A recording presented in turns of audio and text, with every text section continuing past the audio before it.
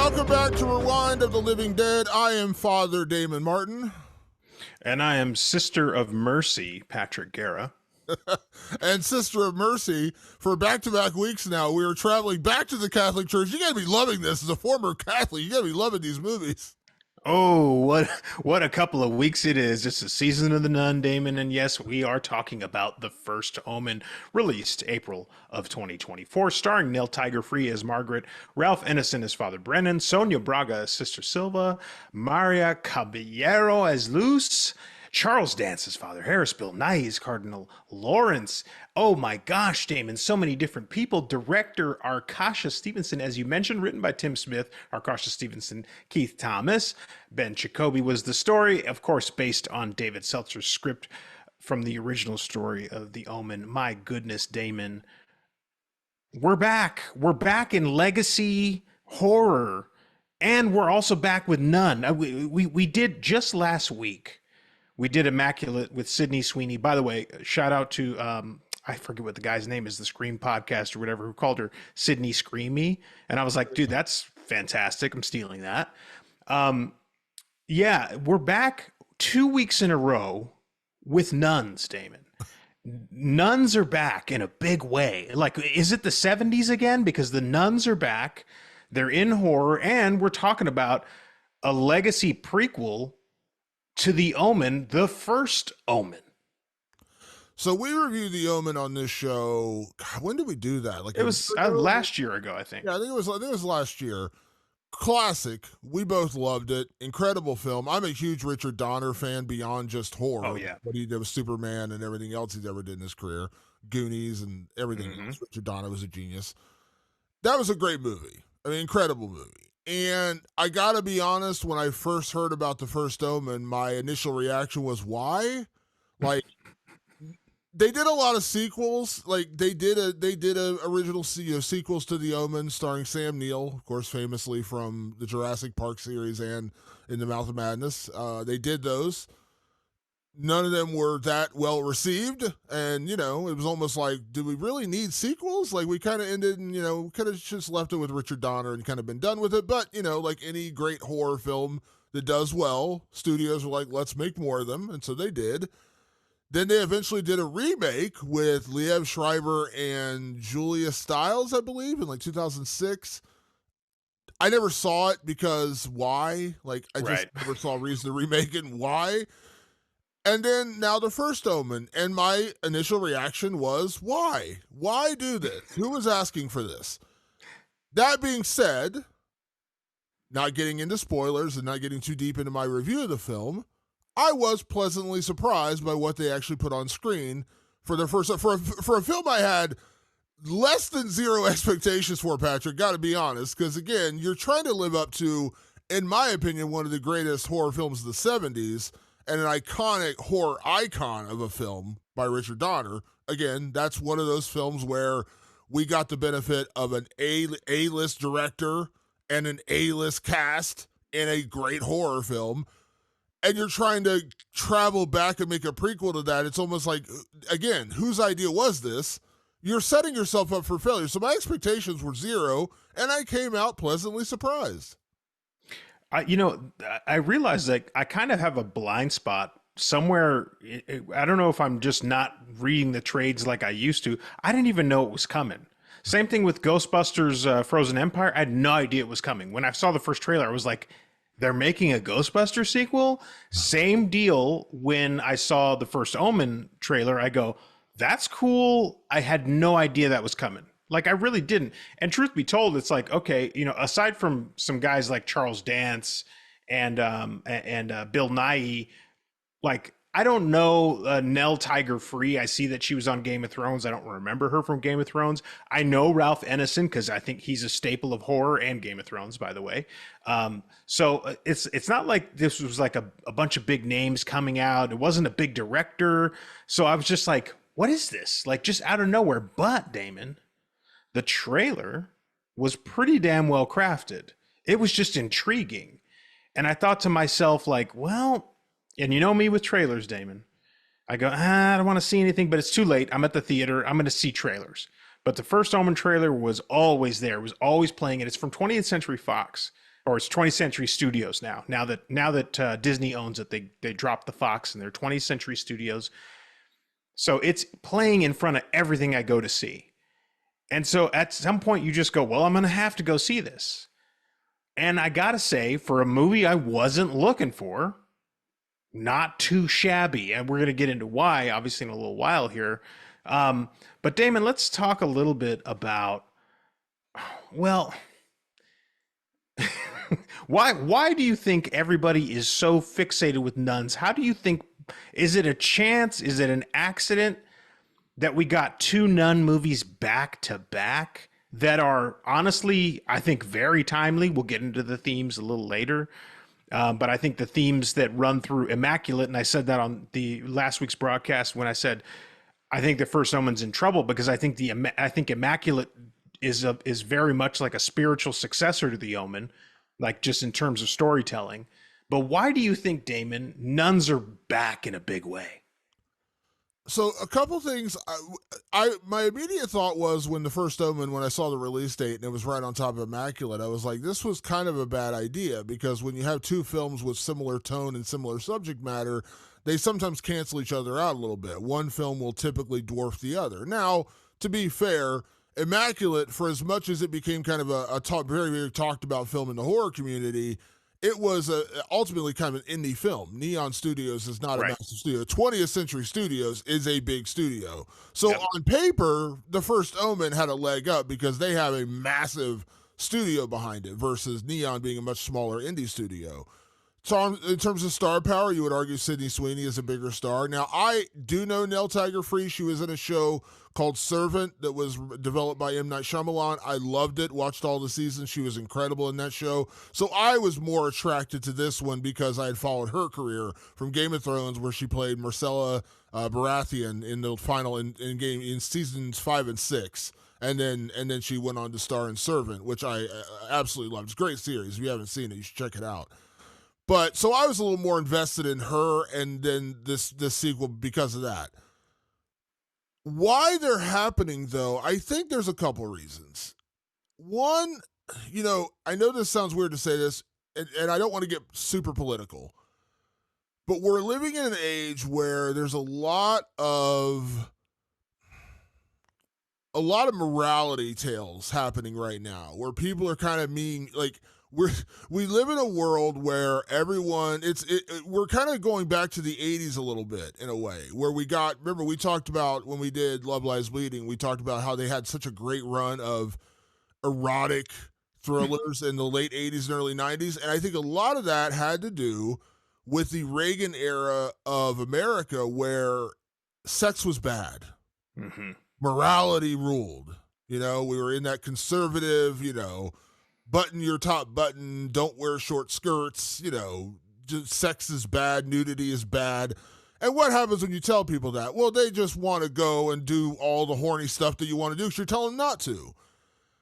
Coming out of the Trump era, and still weirdly kind of living in the Trump era now, I feel like we're back in that again. We're living in a world where they overturn Roe versus Wade. And again, I'm not getting political on this. I'm just saying, like, we live in an era where body autonomy is being taken away. People are being told that it's bad, things like that. When you're being told, like, even birth control is bad, and all these weird morality things that are going on in the world, where they're just like, they're beating you down to say, like, don't do this, don't look at that, don't watch this.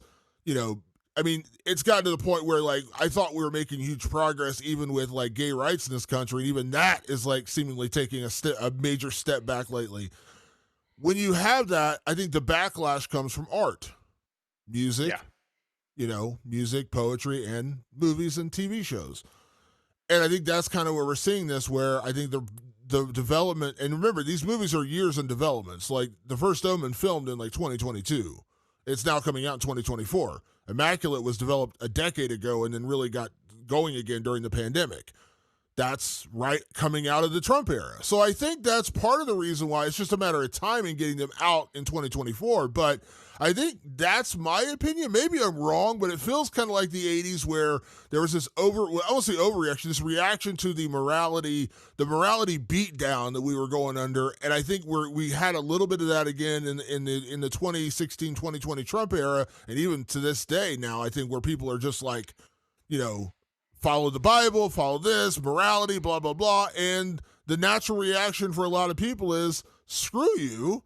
I'm not going to do that. I'm going to do what I want. And this is art's reaction to that. And I think that's where we're getting these movies. Maybe I'm wrong. That's just my opinion. I had the same kind of feeling, especially after watching The First Omen, and we'll get into a why a little bit more later, but there's some parallels with Immaculate. And it turned out they are kind of rather different movies, but also in one way very, very similar, but that's in the spoiler section. I think you're right. I think there is a sort of reaction to body autonomy and a moral majority putting some sort of an onus on women to carry like the burden of being mothers and fitting into very, very rigid templates that moral authority deems appropriate for them. And there's going to be a reaction to that. Now, interestingly enough, The First Omen and Immaculate are both co-written by men. And I think men did most of the writing actually on both of these. I don't know how much Arkasha Stevenson wrote on this one as well, but Tim Smith is the top billed screenwriter for this. They're written by men, but that doesn't change the attitude. The attitude is like, why on earth are we so obsessed with controlling women? That is very not only is it timely, Damon, we've never really gotten out of it. We had Lisa Wilcox on the show literally right after Roe v. Wade was overturned. And that puts a lot of things into perspective because you and me are two dudes. Roe v. Wade doesn't actually affect you and me. And Lisa Wilcox comes on and she pleads her case and goes, we got to fix that. And you and I quickly agreed because who were we to tell women what to do with their bodies? But it was shocking because we had a woman on who could actually be affected by these laws, these things that are forced upon people. And it's crazy that we have to live in a world where that's something we still talk about, where we're still talking about controlling women's bodies and controlling what they do with their bodies. No one's controlling my body at all. There's no law to control Patrick. There might need to be. I don't want to get into it, but there might need to be a law to control me, but there isn't. And so you have these two movies with incredibly strong themes that are showing oppression of women. And it's wild that we're still doing it. It's 2024. It's almost 2025, Damon. We've almost been 25 years into the 21st century, and it's as relevant as it's ever been. And it's as horrific as it's ever been. Now, The First Omen is a nod, of course, to a 1970s film called The Omen, which honestly kind of focused more on men. It really focused on the male characters. The female characters kind of slid into the background in that. It feels like the reaction for The First Omen was like, yeah, there's a whole other side of this. There was a woman that was made to birth the Antichrist. What's her story? And so when someone did that way back when, I don't remember when they did it, I don't know when they did it, I should say, when they said, hey, let's do an Omen remake, but let's tell it, or let's do an Omen movie, but let's tell it from the perspective of the woman who had to birth Damien.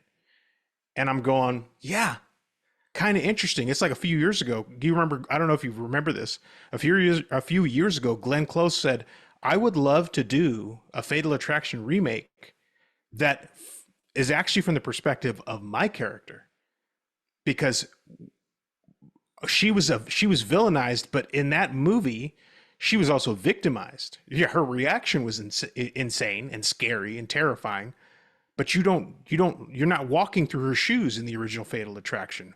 Why don't you walk through her shoes and see what the horror is really like from her end of it?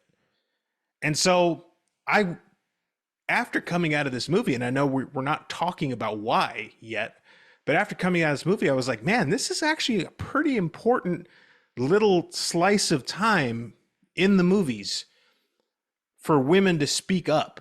And here we are, two guys speaking about it. Like, of course, that's what's going to happen. But here it is, Damon. Two guys championing that idea that, we need to take a bigger look at this. And art came to the forefront and said, let's talk about it. Where maybe policy and public discourse aren't doing the job, art is trying to do the job for us. And this is gonna be like a kind of a stamp in time to say we were still dealing with this shit in 2024. I think the extreme it takes with Immaculate and the First Omen is dealing with nuns. I'm not a Catholic, you were, but I grew up around Catholics. I was around nuns as a kid. I know Catholicism. I'm not oblivious to what it is. And one of the biggest complaints of the Catholic Church in 2024 are the rigid rules about some of the restrictions they put on priests and nuns in the church, where priests are above nuns. Like, that's part of the hierarchy. We all know that. And also, like, why, like, the idea that, like, and I'm not getting into like all the abuse claims and the horrific things that that some of the priests have carried out in the Catholic Church, but one of the biggest complaints is why aren't priests allowed to have wives and have a love life like pastors and preachers do in other parts of Christianity? And they're like, if you did that, like, do you realize how much different it would be? And then you look to nuns where it's even more restricted. Like, you don't belong to yourself anymore as a nun. You belong to God, and you are subservient not only to God but to priests, because they're the ruling class over the nuns. So I think that this is answering that moral majority with an extreme, and I think nuns are the extreme of that. Not every woman is going to devote their life to God and devote their body and everything else to God. So this is an extreme version of that. And then you take it a step further with a film like Immaculate, where they're basically trying to create the Immaculate Conception, not to give away spoilers in that movie, but then you look at this movie, and this isn't a spoiler. If you watch The Omen, you know what this is about. This is about the birth of Damien, which was the birth of the Antichrist. We know that's what this film is about. When they say birthing evil incarnate, anyone who's, if you're going into this movie without having seen The Omen, why? Because you need to see, this is a movie where you need to see the original to understand the prequel. But yeah, this is what it's about. And again, this is about the extremes of that. So again, just to kind of close out that thought, the moral majority, it's like art reacts to that, which is what we're talking about. But then you look at Immaculate, and then obviously the movie we're reviewing tonight with The First Omen, it's an extreme version of that, because nuns in practice are already under severe moral restrictions. You can't do anything. Like, you are not only not allowed to have like relationships with men, you have you basically have no control over anything. Like, you are subservient for life. That's a whole other level. It's crazy. And I used to be Catholic. I was raised Catholic from day one. I thought I was a Catholic until I got a mind of my own and decided, this is not for me. Much to my mother's ire to this day. She's like, well, when are you coming back? I was like, how about never? But I learned, and this is a weird digression, but it's just goes to show you how stupid rule sets are, because it's nowhere in the Bible that it says priests can't get married. It doesn't exist in the Bible. That's not a thing in the Bible. Damon's read the Bible twice back and forth. Do you know the page where it says that? It doesn't exist. Yeah. Do you know why? And this is a dumb digression, but I love to get into shit like this. And if somebody's listening, they go, wow, I never knew that. Priests can't marry because back in the day when Rome owned half the world, they realized that if priests could get married, they could have kids and they could pass their land on to kids. Because that's how you passed land on back in the day. Oh, well, this is my land and my son will take it, or my daughter will take it, however they want. So the Pope used to have kids. His name was the Pope because he had a little kid that would call him Popo. Like, it was like my dad. And he would walk around with his kids. And then one day they were like, wait a minute. We, the Catholic Church, must own all of the land that is under our rule. If we let these priests have kids, their kids have claim to that land. That's why priests can't get married. How fucking dumb is that shit? It has no basis, no origin in any moral high ground. It had no origin in you must keep yourself faithful to God. You cannot even love another person. It was not that. It was shit. That land belongs to the church when you die, Father. That's how that shit fucking works. Fucking crazy. It reminds me of when people bring up. We're getting way off topic here, but we're in the weeds. You made me think of this. It made me laugh. It was when people like always bring up the sanctity of marriage, and I'm like, do you realize when marriage started, it was a land deal. It was a power grab. It had nothing to do with love and devotion between a man and a woman. It was devotion between a father and his land and expanding his reach and finding a woman he could marry his son to so he could expand his empire. That's what marriage was. It wasn't about love and creating, love between man and a woman. It was between a father and land. It's what it was. It was our father and money is what it was about. So I always laugh when they're like the sanctity of marriage. Look up the history of marriage. Seriously, look up the history of marriage and tell me it was always about the sanctity of love between a man. It's not. It never was. So it's always funny. I'm like, and that's, I think that kind of, to bring things full circle into the First Omen,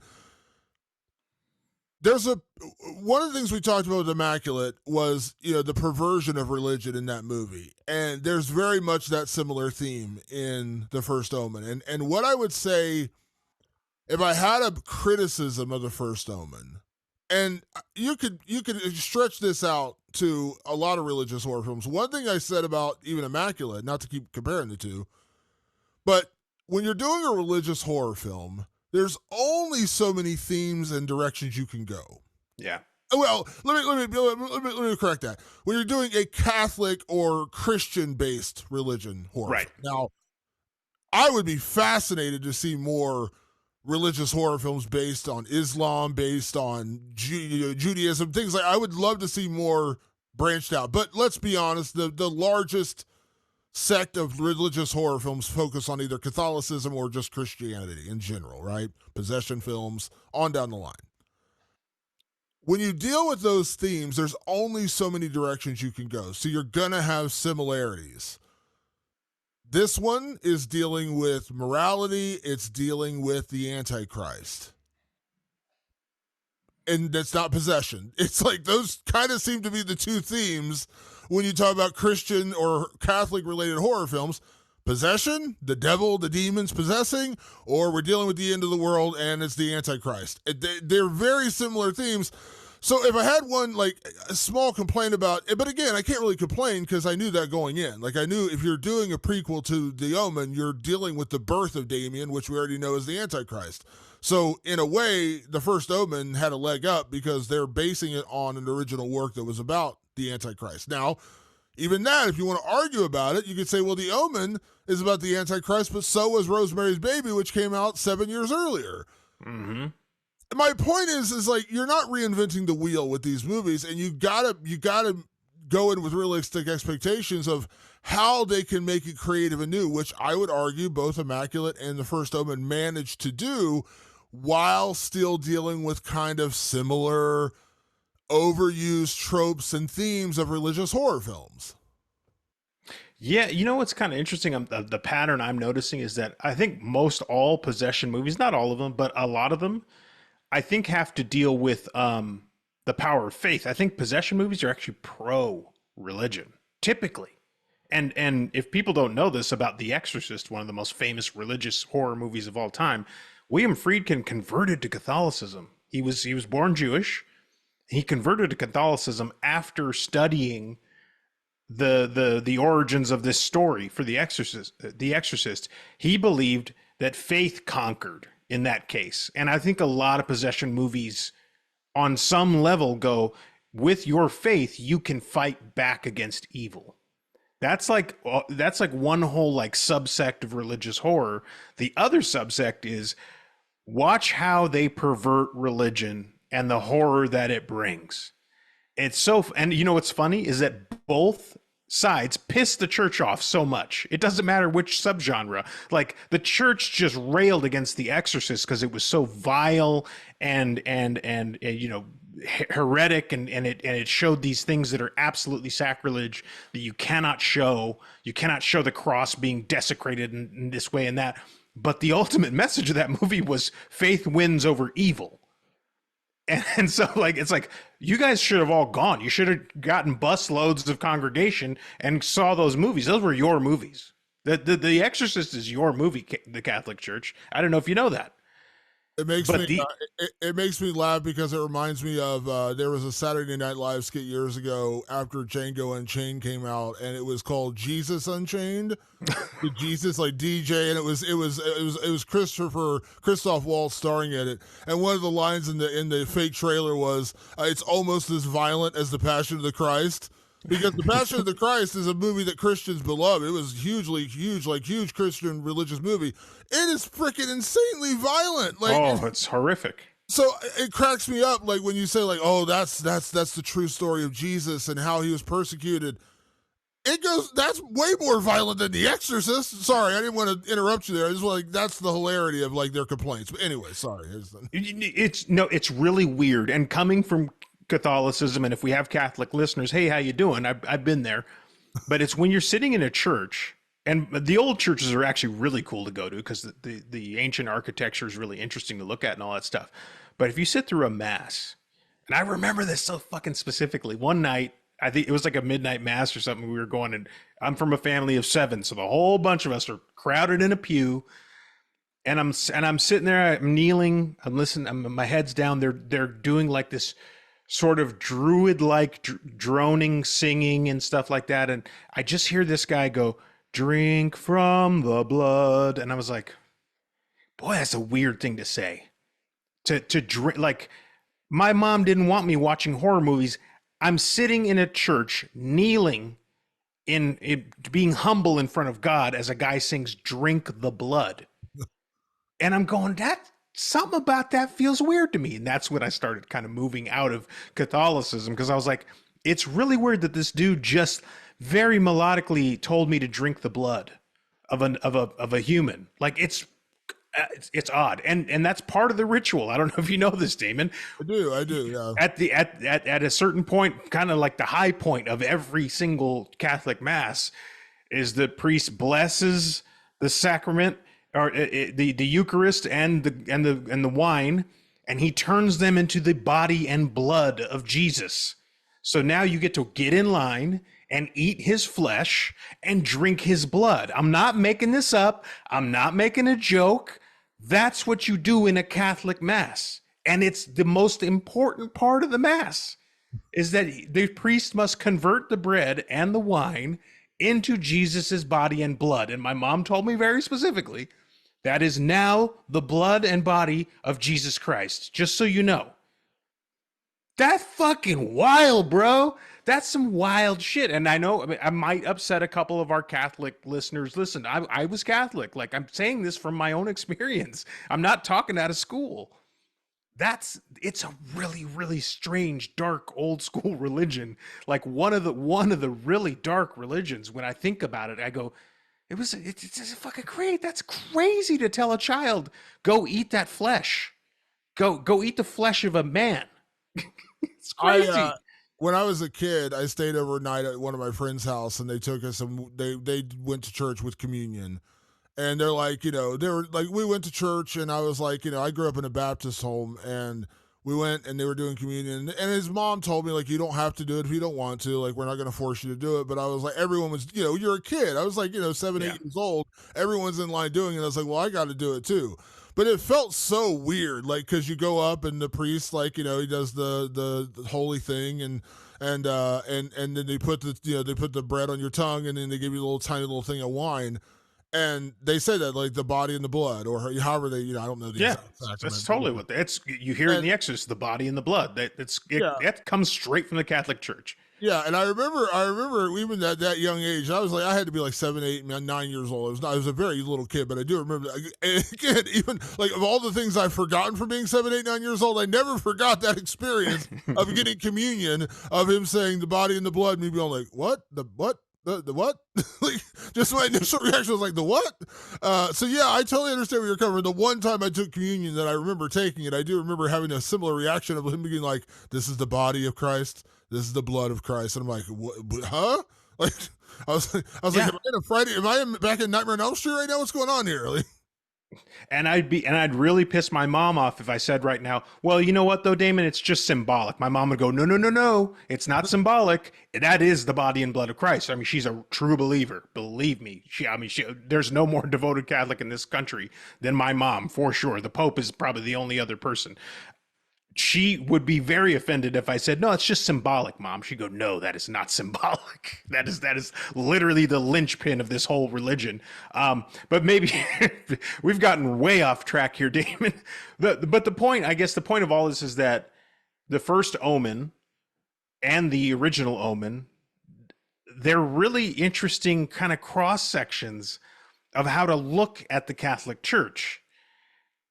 And it's not like so far off is what's fucked up about it. This is not really a spoiler thing, but I will say this about this movie is that for a great portion of the movie, I think that in the first act and maybe parts of the second act, like I actually really like the nuns in this movie. I don't know about you. Speaking of nuns, since we're in the season of the nun, like these nuns weren't overly ghoulish, which I think they often try to do. Immaculate sort of had a different balance, but it was this like I'll say this about the nuns in this movie: for all the crazy shit that happens in Act 2B and Act 3 of this movie, Act 1 is really about like, hey, like this group of nuns are kind of fun.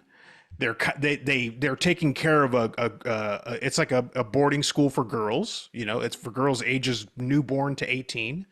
They're nice to them. They play with them. They jump around. They have fun. And when they're sitting around by themselves, they talk shit and smoke and drink. Like they're kind of fun people. So I'm going to in a non-spoilery way, give this movie credit for just like de-vilifying nuns for a little while and then making them completely horrific in the third act. And we'll get to that soon.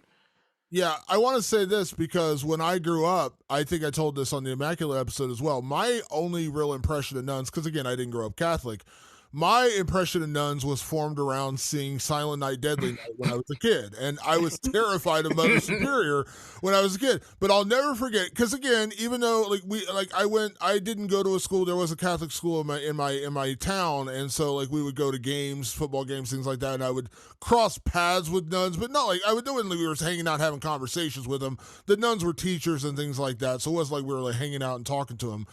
But I remember, because again, didn't grow up around it. If you don't grow up around it, you really just don't know. And your impression is made by whatever you see around you. And what I saw around me was TVs and movies. And what I saw in the movies, specifically Silent Night, Deadly Night, was nuns are evil. Like they are scary, scary women. And I'll never forget, I was on a train. I want to say I was going from Newark to New York City. I was going to Penn Station, which is about a 20-minute, 30-minute train ride, if I remember correctly.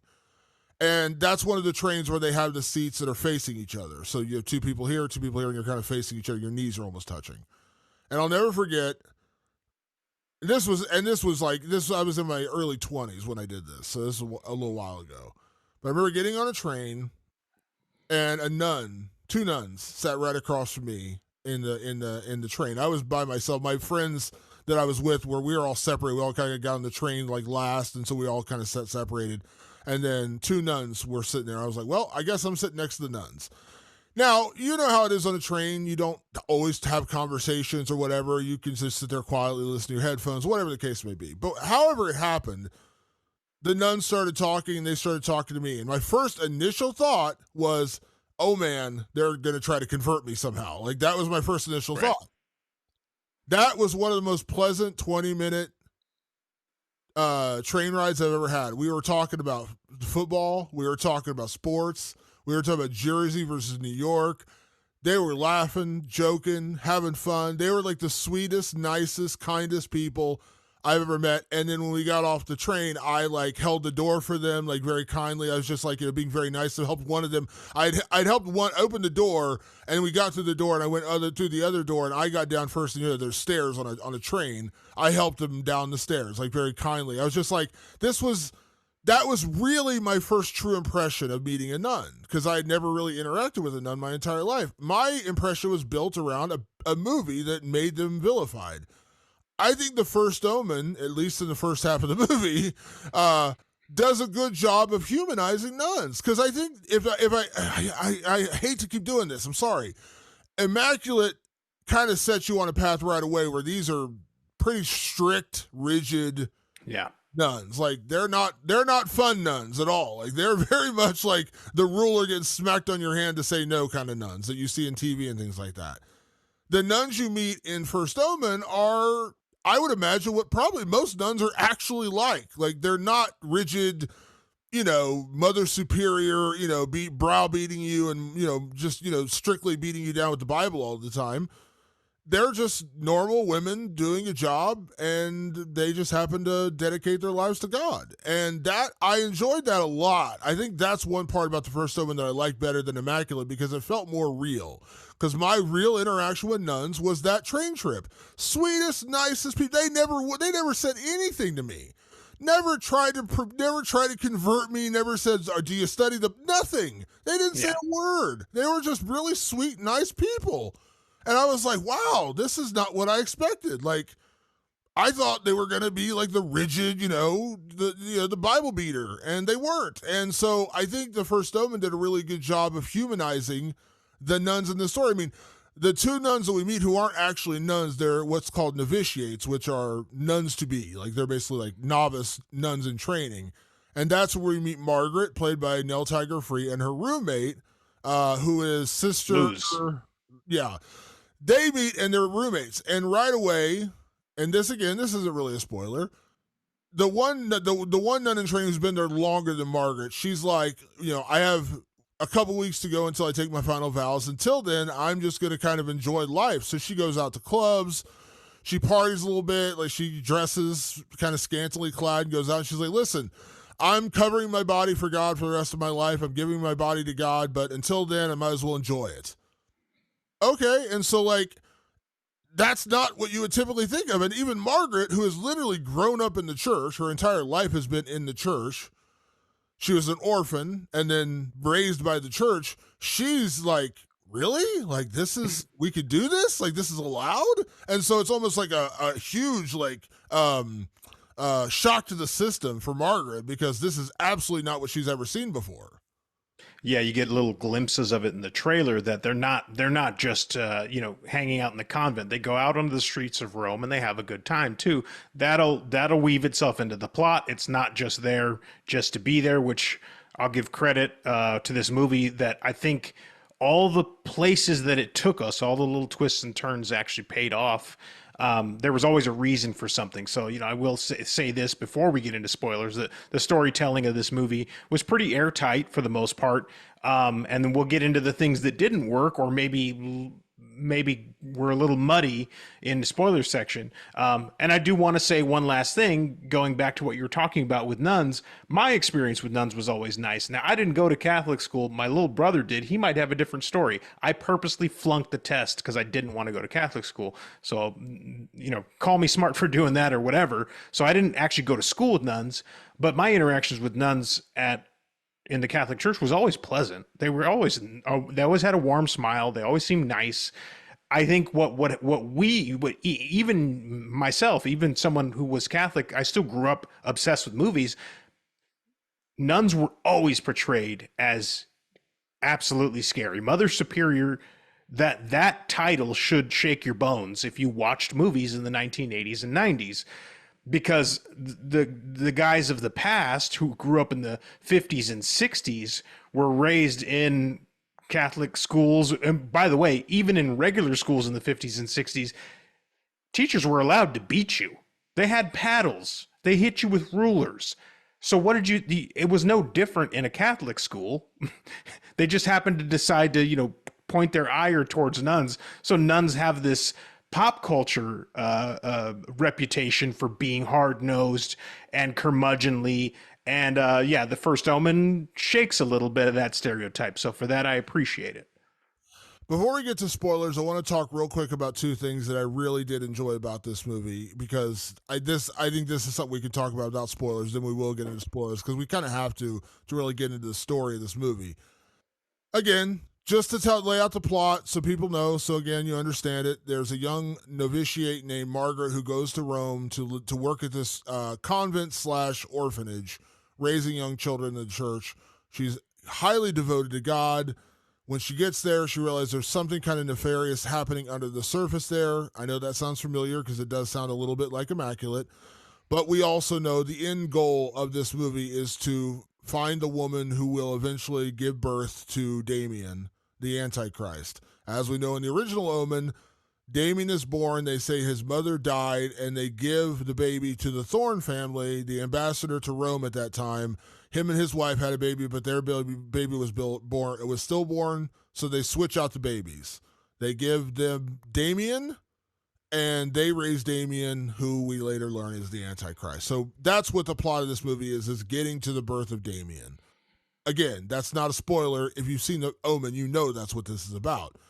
But two things I want to compliment about this movie particularly, and I read a couple interviews with Arkasha Stevenson, the director. This is her directorial debut, by the way, feature film. She's done TV, never done a film before. She made a specific note because she was a fan of the original Richard Donner movie, which was 1976, I believe. She wanted to make sure that the tone and the aesthetics of this movie were similar. Now, one of my biggest problems with doing prequels or doing films set in an earlier era is it with today's technology of HD and that, just the advancements in filming and filming on digital versus filming on film, things like that, you really can't recreate the look of a set. Like, I just recently rewatched The Godfather and The Godfather 2, two incredible movies. They look dated, but not in a bad way. Like, they were filmed in the 70s. Like, you can tell. That's not a bad thing. I'm just saying, like, you can tell that was filmed in the 70s. You can't really recreate that today. I just watched a great revenge thriller called Rolling Thunder, which is one of Quentin Tarantino's favorite films. I watched that recently. Pure 70s. I mean, pure 70s. Not bad, but pure 70s. When you try to make a movie in 2024, or in this case 2022 technically, and you're trying to make it look like early 70s, usually you fail because it's too clean, it's too HD, you just can't do it. Credit to Arkasha Stevenson for going out of the way, adding a lot of sepia tones, the way she filmed this movie, the everything, the look, the feel was genuinely 70s, and I appreciated that. From the cars to the buildings to the back, everything about it felt that way. The other thing I want to compliment is the cinematography in general in this movie. This movie is shot beautifully. There are some pretty horrific moments in this movie, and much like Immaculate, I want to give credit where credit's due, because I went in thinking this is 20th Century Studios, which is Disney. Mm-hmm. They're gonna play nice. Now, I didn't learn until afterwards that this movie actually originally had an NC-17 rating, and they had to cut stuff out, which I'll get into spoilers why that pisses me off. I can't say it right now because it would spoil something.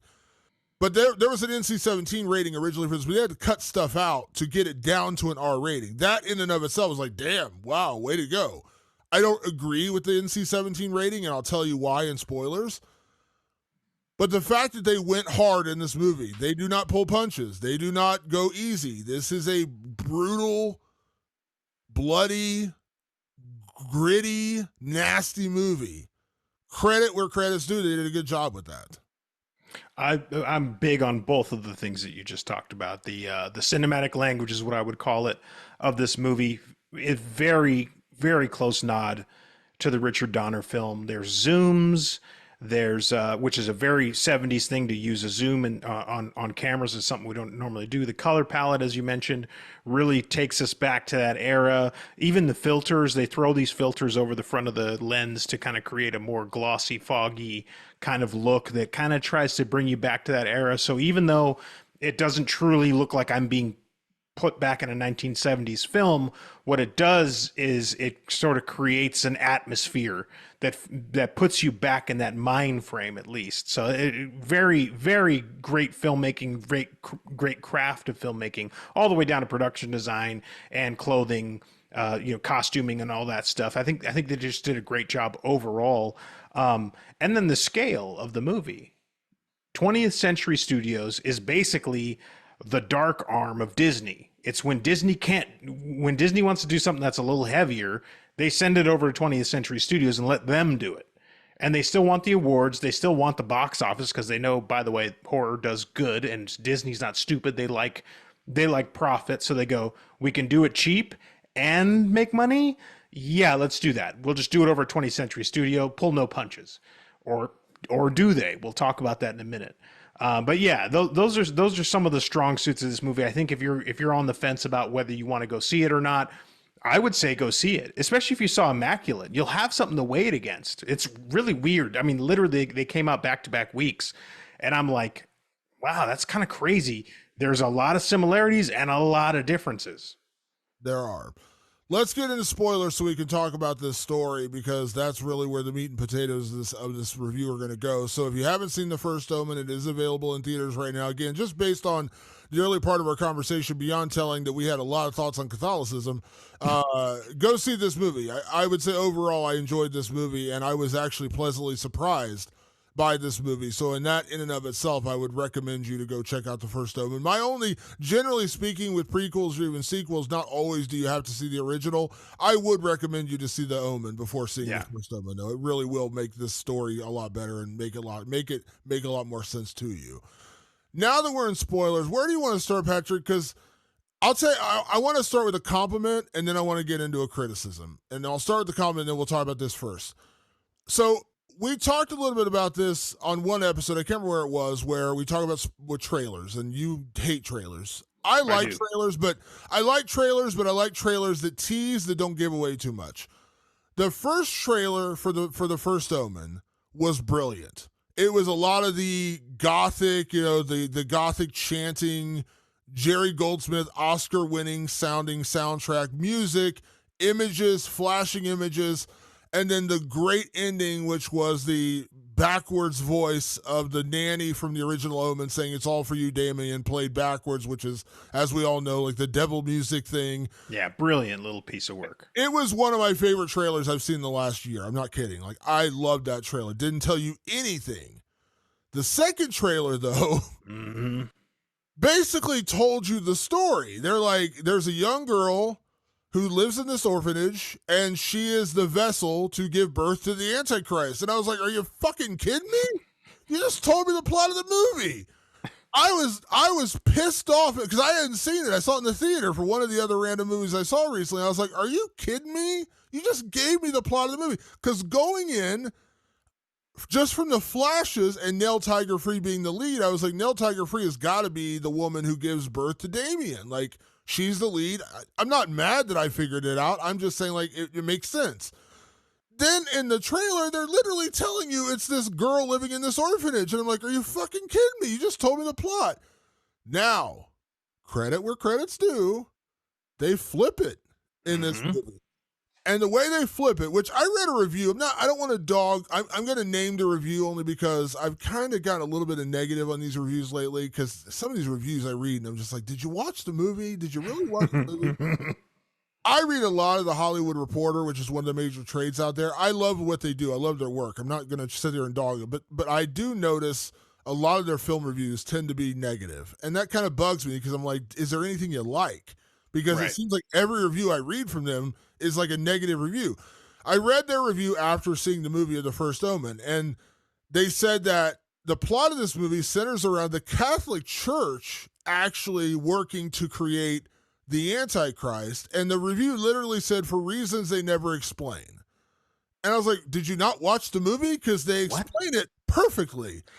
And that's where the twist comes in, and that's what I liked. What we learn in the movie is there are two sects of the Catholic Church. The Catholic Church that the surface level Catholic Church, loves God, worships God, praise Jesus, and we're all working and serving God.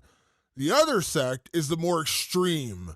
They and they're seeing the world, even in 1971, which is where this movie is set, they're seeing the world drift away from God.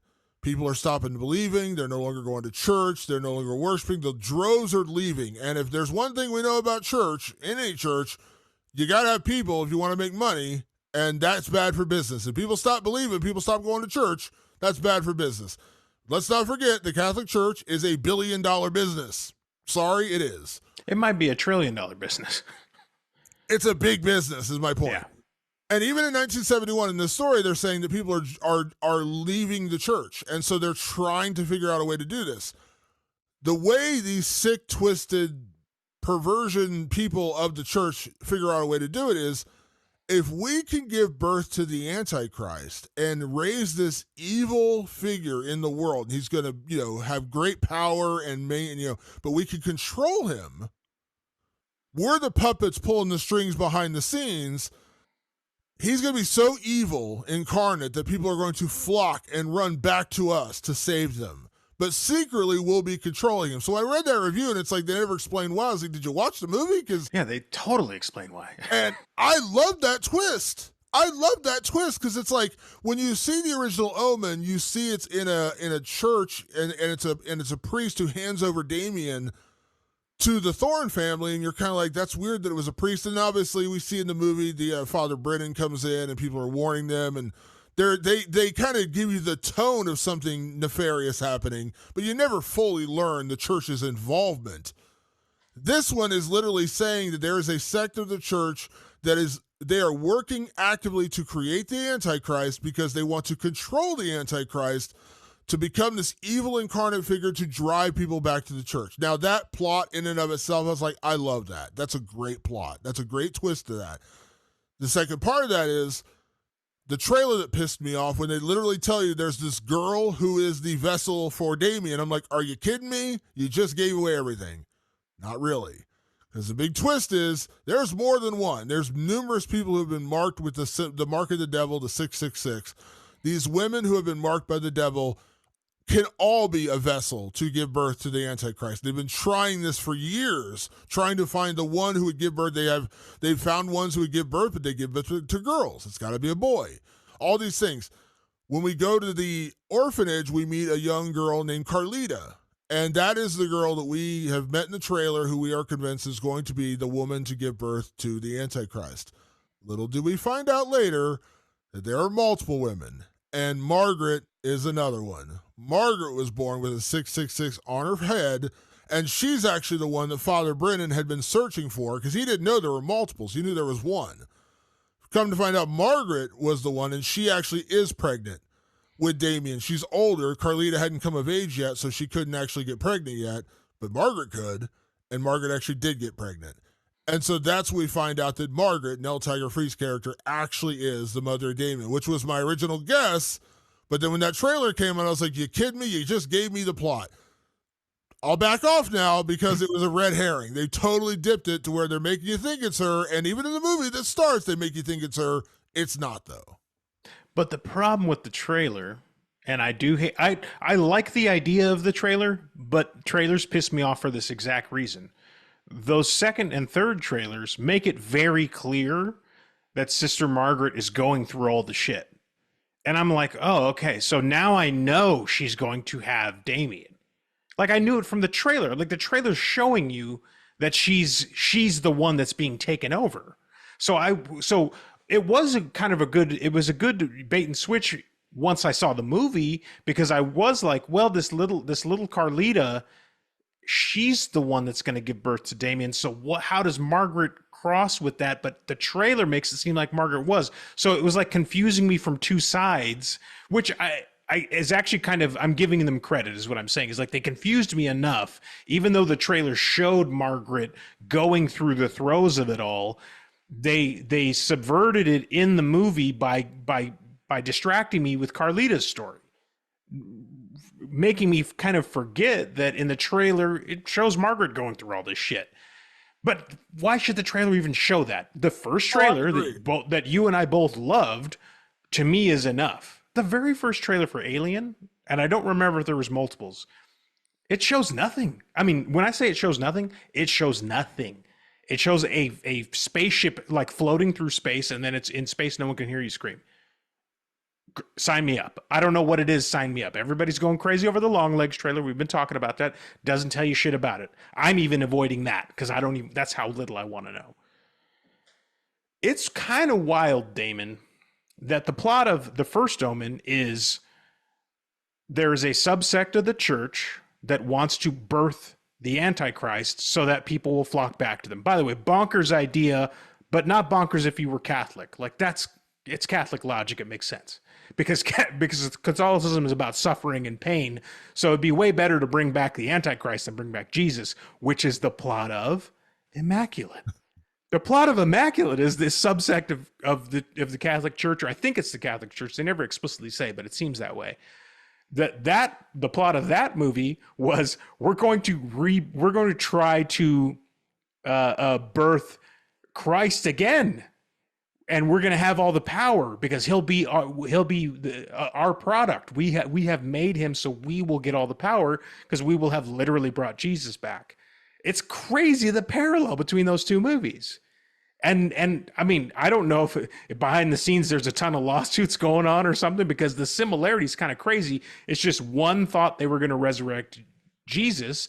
The other literally is trying to bring the Antichrist into the world. It's crazy that those things are going on in both movies. It's super wild to me. If I had one minor like criticism between the two, I would say that Immaculate is stretching a little bit because it's like stretching, yeah. Whereas this one, to create the Antichrist to bring people back to the church, that sounds like something wacky that ultra crazy religious people would actually try to do. Like, yes, it's more realistic. It's like The Watchmen. You know, if you've seen The Watchmen, sorry, I'm going to spoil The Watchmen for everyone here. Adrian Veidt, Ozymandias, he basically the world is on the brink of war between Russia and the United States. The Cold War has exploded, and we're basically on the brink of nuclear war. The way he stops that is he fakes an alien invasion and kills millions upon millions of people across the world. But in doing that, it's like now they're fighting for a common cause because America, Russia, they let their aggression stand aside. They're like, okay, we got to stop fighting. We got to prepare for this alien invasion because they just killed like 10 million people or 50 million people, whatever number it was in that comic book and the movie, or in the TV show, the great Damon Lindelof TV show where they did the follow-up to that. It's kind of like that, where they're like, okay, we're going to birth the freaking Antichrist into the world, but because that's going to bring people back, that's the kind of backwards twisted logic that in a weird way makes sense. Yeah, and I don't want to get too into it, but there are certain groups of religious people who are kind of cheering on certain wars out there because they need certain amounts of people to die. I know I don't want to get into it. It's still going on. That logic, the logic that the First Omen puts together, which is create pain and suffering and evil so that we can come back to God, is not a foreign idea. It's a potent idea that still exists. And that's why I say I kind of like the plot of the First Omen better than Immaculate, because this I understand. Yeah. This is, even though again it's extreme because it's a movie, and you know I mean maybe they're really trying to birth the Antichrist. I have no idea, but the idea of creating an evil so horrendous that it would make people flock back to the church sounds like something that would actually happen. Yeah. Now, reality is as fascinating as fiction sometimes. In the 1970s, or it could have been the 60s. Maybe I'm getting I think it was the 60s. In fact, I think The Omen was actually a reaction to what happened, which is something called Vatican II. I don't know if you're familiar with this or not, but basically Vatican I was a very, very, very strict religion. This is Vatican pre-1960s, I believe, was so strict. Women had to cover their hair. Just women who came into the church, like it's stuff like that. It was a really strict religion, and they were losing followers like crazy. And so they came up with Vatican II, which was, hey, we're now the cool church. Like now we're cool. Like you don't have to cover your hair anymore. You don't have to sit up in the back anymore, and all the men can sit in the front. Like we're going to kind of change things up. you could touch the bread, the Eucharist that they gave you. That was part of Vatican II. My mom used to complain about that shit. She'd go, I can't believe they let people touch it anymore. That's just absolutely only the priest should be able to touch it. She was pissed about Vatican II. It was too loose. It was too loosey goosey. It was too hippie. Like they were coming up with this, and then it makes me wonder. It's like, okay, that was their big like public campaign. What was their private campaign like? Yeah. Like, was it like the Omen? Like, maybe it was, So, like, I'm with you. Like, I actually think the plot of the First Omen does to me seem more logical. Like, that was the big logical leap in Immaculate that I was having trouble with. I was like, well, that's really weird that like they're like, yeah, we're doing DNA things with what we found in the nail, and I go, it's okay. It's science fiction and it's weird, and I'm in, and I've bought in, so it didn't bother me that much. But I was like, that's pretty weird. This felt like kind of genuine, and that's the disturbing part of it, right? And here's something else, that I loved, and it's weird to say I loved because it's highly disturbing. In the original Omen, they talk about that Damien was not born of a human. He had a human mother, but he was born of a jackal. And I go, God, that sounds so like archaic. It sounds some fucked up Old Testament shit. And I go, what could that possibly mean? Damon, they kind of get into it in this movie a little bit, and they do it just enough. Like, I think you could go too far. Maybe that's part of where the NC-17 came in. But in this movie, you get a glimpse of the jackal. And I was like, ooh, that's fucking creepy as fuck. Like, they have some sort of, I don't know, what would you call it? A demon? It's like they have something. It's not a dog. They call it a jackal, but when you look at it, you go, that's not a jackal. That's something else. It's almost like a werewolf in a way, like a Right. humanoid dog creature, kind of. Like, it looks like it has a little bit of the face of a dog, like a jackal, but then it also is a humanoid kind of creature. So it's like a demon dog. Like a chupacabra or some shit. Yeah, like it's like a werewolf is what it reminded me of. Like a fiery werewolf is what it kind of looked like to me. Yeah, I liked that they, because again, this is like a legacy prequel. So you're expecting to see some like nods to the original. And I think there's there are probably fans that are listening right now that know the Omen back and forth and are like, you two are idiots. It's this, and this, and that. Didn't you see that? Didn't you see that? I missed a lot. I didn't even put best Easter eggs in our categories because I'm like, I'm not that versed in the original Omen to know like all the little nods. I picked up on a few here and there, but not all of them. But that one in particular, I was like, ugh, like I'm seeing the process because that was something that fascinated me with the First Omen, I keep saying the First Omen, that's the name of this, the original Omen. The original Omen, when they said how Damien came into this world, I thought to myself, that is highly disturbing. And this movie shows enough, not too much, because I think you can ruin it too if you try to get too into the origin. Like, I'm sure you're going to argue that Prometheus shows too much. I would say it's more Alien First Covenant is like shows you too much of how it got started, and that can ruin something for you. This shows just enough. Yeah, it reminded me a lot of the famous scene from Rosemary's Baby, where you see Rosemary tied down to a table, and you see these demonic hands, and you see like a creature, but you don't see too closely what it looks like, and we know what's happening. Very similar scene in the First Omen, where we see the flashback of what's happening to Margaret with this jackal demon-like creature and her, and it's very, very disturbing and perverted and gross. And real quick, that's what I want to get into in the NC-17 rating, because I read a couple of interviews with Arkasha Stevenson, and I can't remember if it was the cinematographer or one of the writers. Her writer, the co-writer, was it Tim Smith? Is that his name? I think so. That's her frequent collaborator. They work on a lot of stuff together, so it's kind of like they're like partners in this.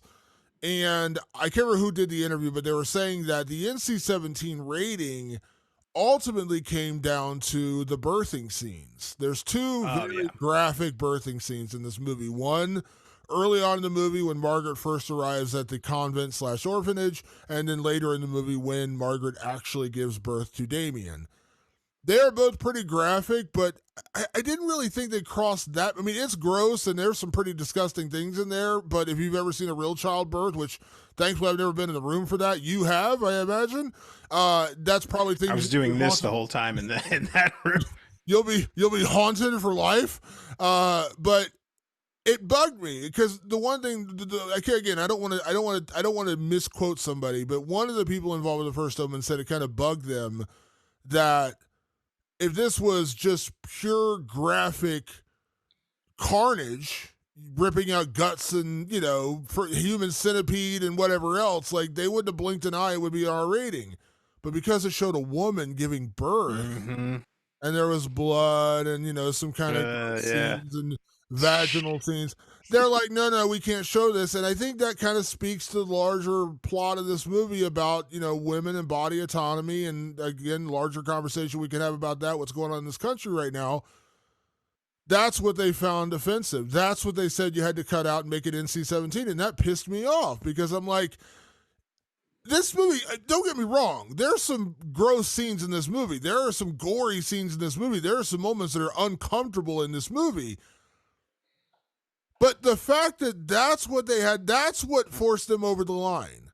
Because if you ever sat through a health class in school and you had to watch an actual childbirth, which we did in our school, they made us sit through and watch a childbirth. I think it was like the ultimate, like, don't have sex education class. Yeah, really. It's like when you took the troubled kids to prison and like the prisoners are like, yeah, if you come in here, you're getting your salad tossed. Like, oh shit! Like I'm gonna get scared straight. That was that in health class in high school. They're like, here's what happens if you have sex. You're gonna have a kid, and this is what's gonna happen. You're like, at the end of it, you're like, eyes wide open, just pale white, scared to death. That's what forced them to take this to an R rating. That's what they had to cut out. Why? What? Why? It pissed me off when I read that, Patrick. Damon, this may be our last digression of this. This whole episode has been a digression. This is our puritanical country. We think we're the most progressive. We think we are the most advanced country in terms of our, attitudes towards everything. Terrifier 2, which you and I both love, is an absolute gore fest where people's faces are shot off and then they throw bleach and salt into the open wounds of flesh that is hanging on a body that is struggling to stay alive. I mean, I'm not exaggerating when I say that. That's literally shown on screen. It's an R rating. And they probably didn't have trouble getting their R rating. But boy, oh boy, Damon, if we dare show the female form a little bit in a semi-graphic way, well, that's something we need to consider. This is the world we live in. 25 years into the 2000s, and we're still talking shit like that. That's crazy. It's absolutely crazy. It drives me insane that that's how this shit works. It's like, oh, yeah, we can show a lot of stuff. We can show you lots of things. Can't show that. That would be too much. You know what they showed me in driving school? To make sure I wore my seatbelt? Actual dead bodies on the road. Actual mangled, it's the worst gore I've ever seen in my life to this day. And they showed it with glee to 14 and 15-year-olds to make sure that they buckled up. Like, I'm serious. I don't know. Did they do that with you? They did. Yeah, we had the driver's ed. Before you actually got in the car, they showed you the driver's ed videos. I think they called it red asphalt or something. Yeah, much like the childbirth stories. At the end, you're sitting there wide-eyed, pale white, like, what the fuck did I just see? Yes, absolutely. Yeah, but in a movie, in a fictional movie, we can't show a couple of childbirthing scenes, even though of course, they're a little graphic and they're a little crazy.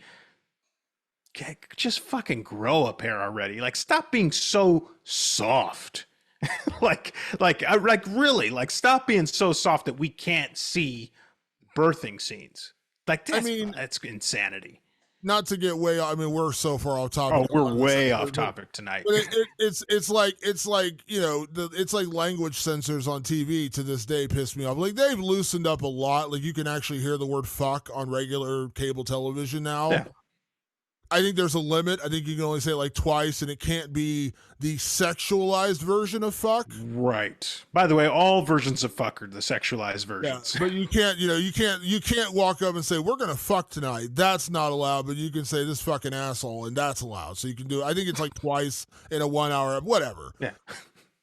Like I'm of the mindset that yes, I understand. Like your kids, like I'm currently rewatching Sons of Anarchy, one of my favorite shows of all time. One of the best. Very violent, very bloody, and graphic. But I would imagine, I would hope that 10, 11-year-old kids aren't watching that anyways. So who really cares if you're watching an 8 or 9 or 10 p.m. show and they say the word fuck 20 times? Who gives a shit? Are we not adults enough that we can't handle the word fuck at this point in our history?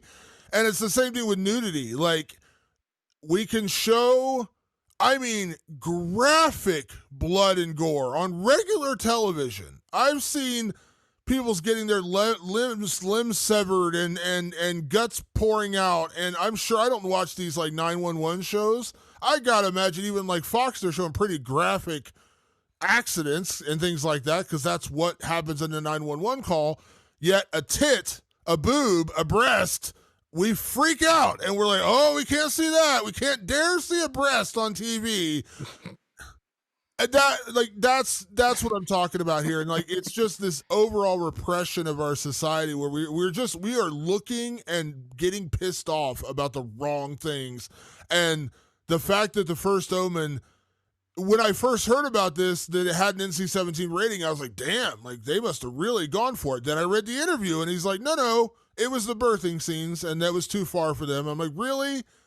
Don't get me wrong. They are disturbing and they are graphic, but I don't care how much more graphic they could have been. Who cares? Yeah, I just signed up for a horror movie. We're in the opening scene, half of someone's head gets fucking sliced off. Like, you know what I mean? Like, oh, that was the problem. Yeah. Not the part where some guy's head is like a giant chunk, and I see inside his head. That's not too much. It's the birthing stuff that's too much. It just fucking. Ah, God. Can we move on? Now I'm mad. All right, last thing before we get to categories, let's talk real quick about probably the thing that you and I walked away with the most confusion and probably, I wouldn't say our biggest problem, but more or less like the one question we had walking out. Would that relate to remake, sequel, or leave it alone? Because I feel like it does. I think I know where you're going. I think it goes in that category. I think that's exactly where I wanted to talk about that. The ending. You want to talk about the ending there? Yeah. Okay, let's talk about the ending when we get to that part. Because then we end up doubling up on it. Okay, yeah, no, I'm totally fine with that. I see where you're going, and I want to, because I want to dedicate part of our conversation to the ending, and I think that's perfectly fine. That's where it belongs. So, let's get into categories, and let's kick things off as we do each and every week here on the show with best performance. And if you don't mind, Patrick, I'm going to go first on this one. Please. Because, again, not to spoil this for anybody, but Patrick, as I explain every now and again on the show, Patrick makes the categories. He gives me his answers, and then what we're hearing on the show, he's hearing for the first time. He has no idea what my answers are. I already know his answers going in. We try to always pick different people, but some things, sometimes we agree, and we just have to talk about the same thing. I was actually surprised that your pick was different than mine, and that's why I want to go first, because my pick is the lead, Nell Tiger-Free.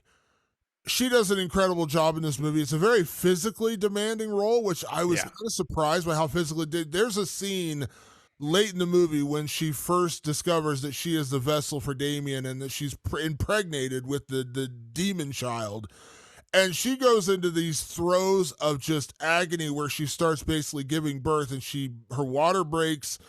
Her body is just like contorting and she's screaming in agony. And it's a very visceral scene. And from my understanding, I read an interview with Nell Tiger-Free about this. She said, like, you're doing it in front of a crew of like 100 people. And, in the scene, it's very quiet. There's only a couple people standing around, but the whole crew is like 100 people. And it's very intimidating, and it's almost embarrassing because you're acting like in Yeah. front of this, and it doesn't look cinematic when you're doing it. They lower the lights and you have all the effects and everything. In the real version, you're just doing it on the street, you're contorting your body and you're screaming, and there's no music or no dramatic any. You have to do this as like a performance piece. That's super intimidating. And she said she found it kind of freeing because she's just like, I have to go for it. And they did Yeah. 2 takes. They only did 2 takes because that's all her body could handle. A third take would have broken her because that's how extreme that scene was.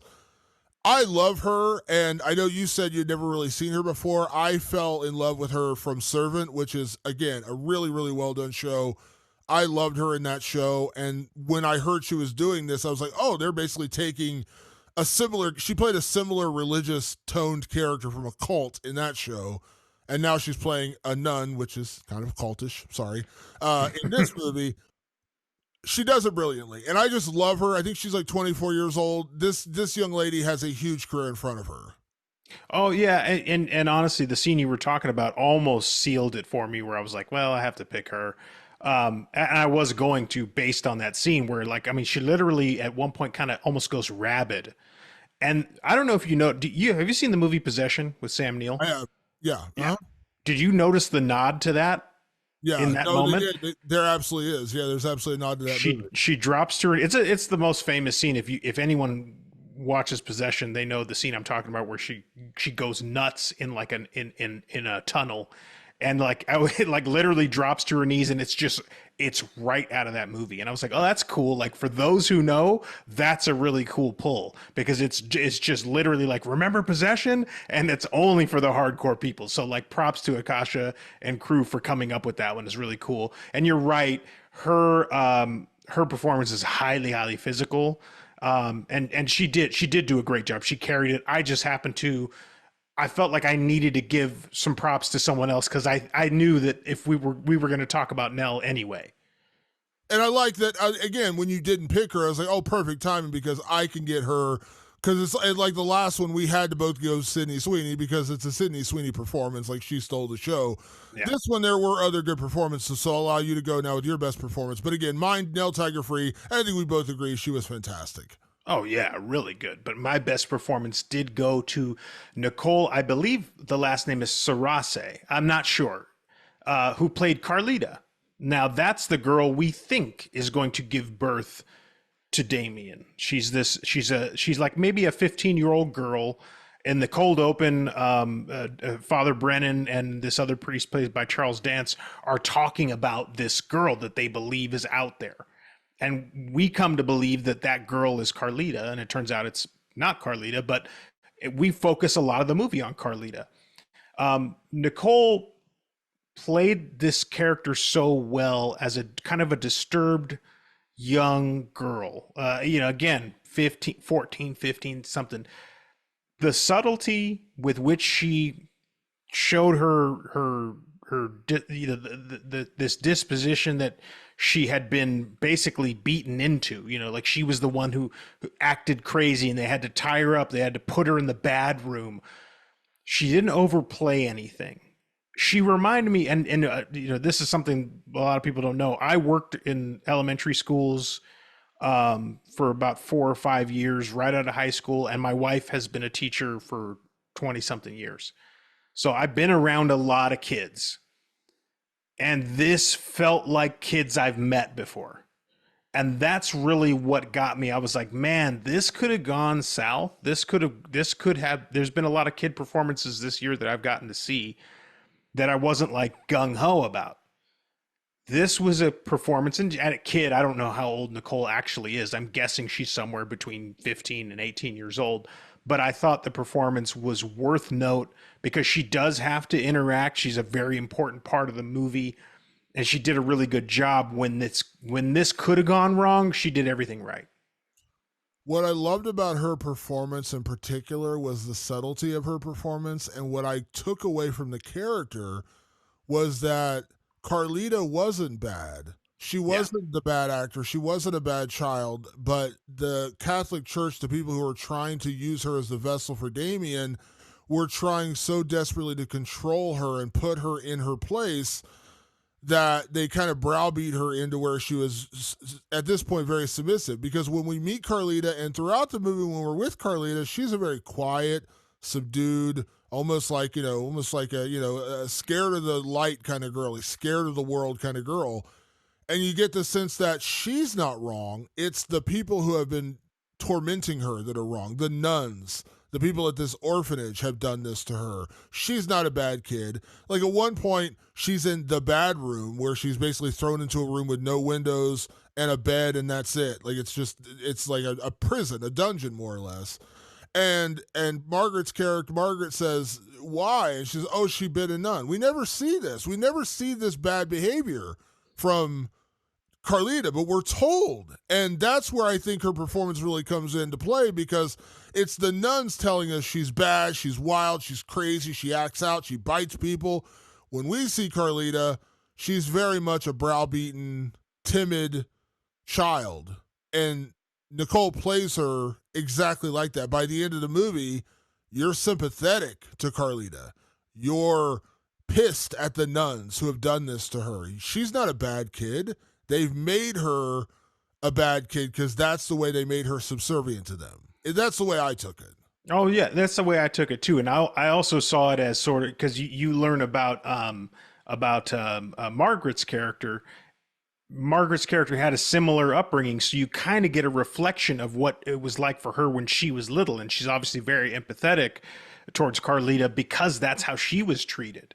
And so you see how like the system was trying to break them. Turns out they were breaking them for a very good reason. They needed to control them because they need them for part of this ritual. They can't have them going everywhere. You learn that Margaret was moved around all over the place, and they tried to keep her hidden because they wanted her to get to a certain age so that she could birth the Antichrist. She could be a potential mother to the Antichrist. And you see it in Carlita. What the evil of torturing a child is what they're doing. You know, they're abusing this child. They don't show it as explicitly as that sounds, but it comes through in that performance. And so I couldn't not mention her amongst our best performances. Absolutely, I agree.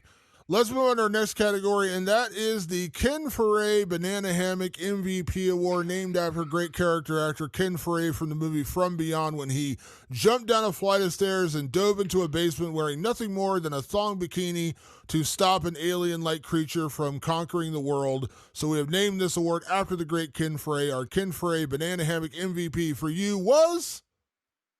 Damon, my MVP was Ishtar Curry Wilson, who played Sister Angelica.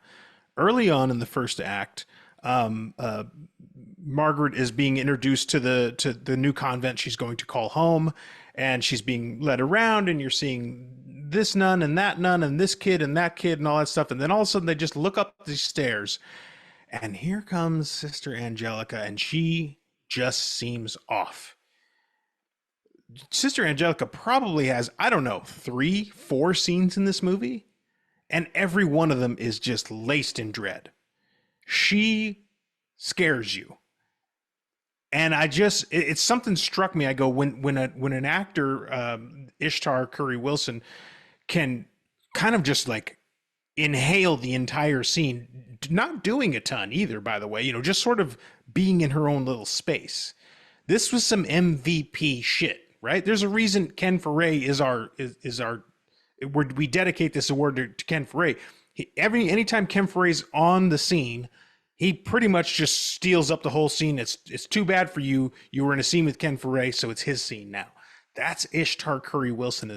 She was giving me very Mia Goth vibes, which I know Mia Goth is a darling in the horror world.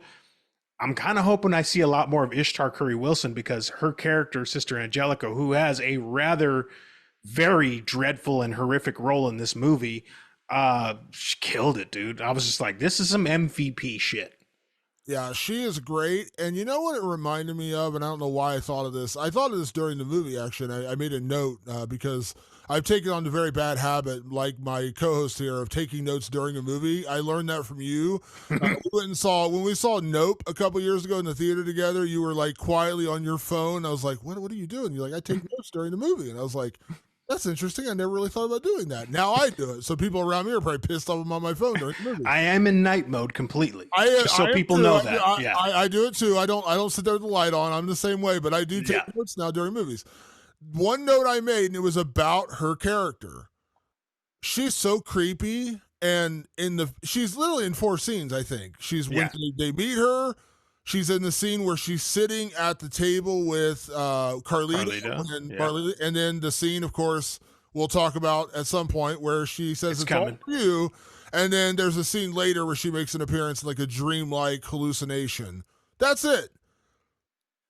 Here's what I was impressed by. The way she played the character and how creepy it was, you know what it made me think of was all the ways we have said that they've messed up the Nun movies.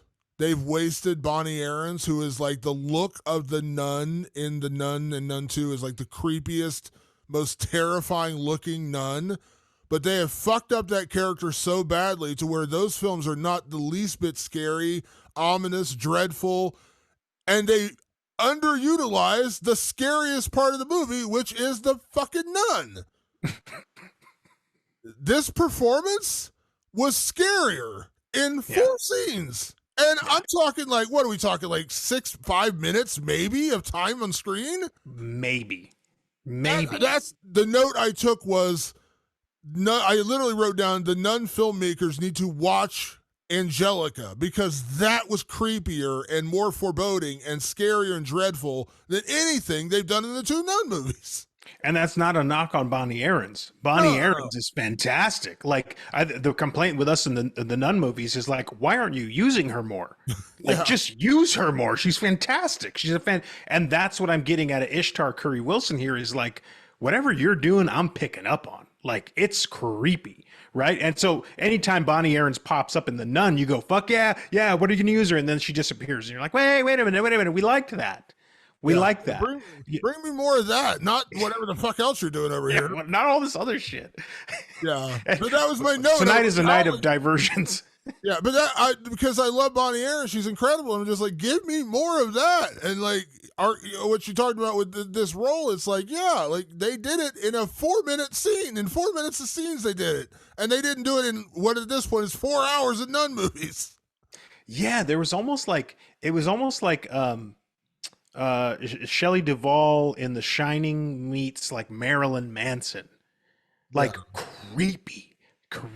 And 3 of the 4 scenes, she's completely normal looking. You know, like she does in the dream sequence one, she's kind of ghoulish, but in the other 3 scenes, it's just her and it's just her face and it's just how she's acting, and you're like, that's MVP shit, dude. All the props go. I'm gonna have to go track her down and tell her what a great job she did. Yeah, she did incredible. I agree. That was a great performance. So for me, my MVP, ultimately I had to give it to Arkasha Stevenson, the director, for a couple of reasons. One, this is her debut feature film. Pretty amazing that this was her debut feature film. She's done TV and she's done horror before. She did Channel Zero and she did Brand New Cherry Flavor. Brand New Pop and Cherry Flavor, something like that. Yeah, it's on Netflix. It was a horror series. She did an episode of that, one of the more popular episodes. So she's done horror, but television. And television to film is different. You've worked on both. You've worked around television, you worked around film. They are different mediums, different budgets, different a lot of things. The fact that this is her debut and it's a big film, even though it's not like the biggest budgeted movie, you know what I mean? Like, I don't think this was a movie that I think they said the budget was $30 million, which that's pretty good. That's pretty good, but that's for not a horror movie. Yeah, but again, that's not like astronomical $100 million movie, but $30 million. But to go from TV where you have a very small budget to $30 million and actually make it work, pretty impressive. Like they didn't waste dollars in this movie. Also, the other thing I love about this is something you mentioned earlier. Even though the story was by Ben Jacoby, the screenplay was by Arkasha and her partner Tim Smith. Yeah, Tim Smith. They worked on it together. They are again constant partners. They work on everything together. So yes, there is a male voice in the script, but Arkasha is also a voice in the script. We need more women in horror, for one. We need more women directors, which, if you remember a couple years ago, my favorite horror film of 2021 was Why am I forgetting about the one with Daisy Edgar Jones and Fresh? Fresh? Thank you. How Sorry, are you forgetting about Fresh? That's like your favorite movie of the last 10 years. I kept thinking it was called Feast for some reason. Fresh. That was a woman director. I love that we're getting more women's directors in horror, and especially with this film, because we mentioned the oppression and the overt message about women that happens in this film that we talked about earlier. The fact that this came from a female director made it all that much better, because I think we got a better perspective of that because there was a woman director behind the camera. So Arkasha Stevenson is now going to be that important voice moving forward, where just like we saw with Lee, is it Janiak who did the why am I having a brain fart tonight? The Netflix trilogy. Yeah. Fear Street, yeah. The Lee Janiak, she did the Fear Street trilogy, just like her, and just like Mimi, I can't remember what her last name was, who did Fresh. Mm-hmm. These are the voices in horror moving forward that I want to see what they do. Just like Rose Glass, what we saw with St. Maud. Rose Glass has my money all day. Arkasha Stevenson has my money. Whatever she does next, I'm going to watch. You know where it really counted for me, and this is maybe it's getting a little too serious, but in the scene where Margaret is finally birthing the Antichrist, the way that scene is directed, only a woman could have done that. It was all these people standing around forcing this woman to give birth. If you ain't picking up what's getting put down, check yourself. Check your life. Because Arkasha showed us right then and there what it means to make women have kids. Make women do something. You see the horror in it. You see that reality of it painted. That is art transcending and saying something bigger. You know, I talked about the great cinematic language of this movie, which is definitely part of her job and all that stuff. But that scene is a very tough scene to watch if you understand that a woman crafted that scene. It's one of the hardest scenes to watch in the movie, just because you understand it has real world implications. It talks about real world problems and real world stakes. And I'm sure, you know, a man can do that job. A man directed Immaculate, and he did a great job. And you got a lot of that messaging out in that movie. That scene could have only had that impact because a woman's perspective put it out there. And excuse me, I'm still thinking about her. Akasha's perspective made that impactful. That's some MVP status for sure. Absolutely. I also want to give credit. I got the name. It's Mimi Cave was the name of the director from Fresh. So Arkasha Stevenson, Mimi Cave, Lee Janiak, I'm there for whatever you do next. Keep making films. Rose Glass, same kind of Rose Glass every day. And so that's why she got my MVP. Let's move on to our next category, and that is Best Scare. Now, there's a lot of levels to scare in this movie. There are some gross out scares. There are some jarring jump scares. There are some this is just fucked up scares. I don't know how better to describe it. Yeah. There's a lot, and I appreciate that because, again, I saw a lot of people online saying I expected this just to be like typical big studio jump scare fest. It's not that. There are jump scares, but it's not totally that. What was your best scare in the First Omen? I decided to what's the word I'm looking for? Consolidate this particular grouping of scares, because it happens so many times in this movie. I'm just going to call it Nuns from Behind because there's so many different moments. Some of them are like in the early parts, it's like playful. Like Margaret's in the room and then all of a sudden Luce like comes from behind her and you're like, oh shit.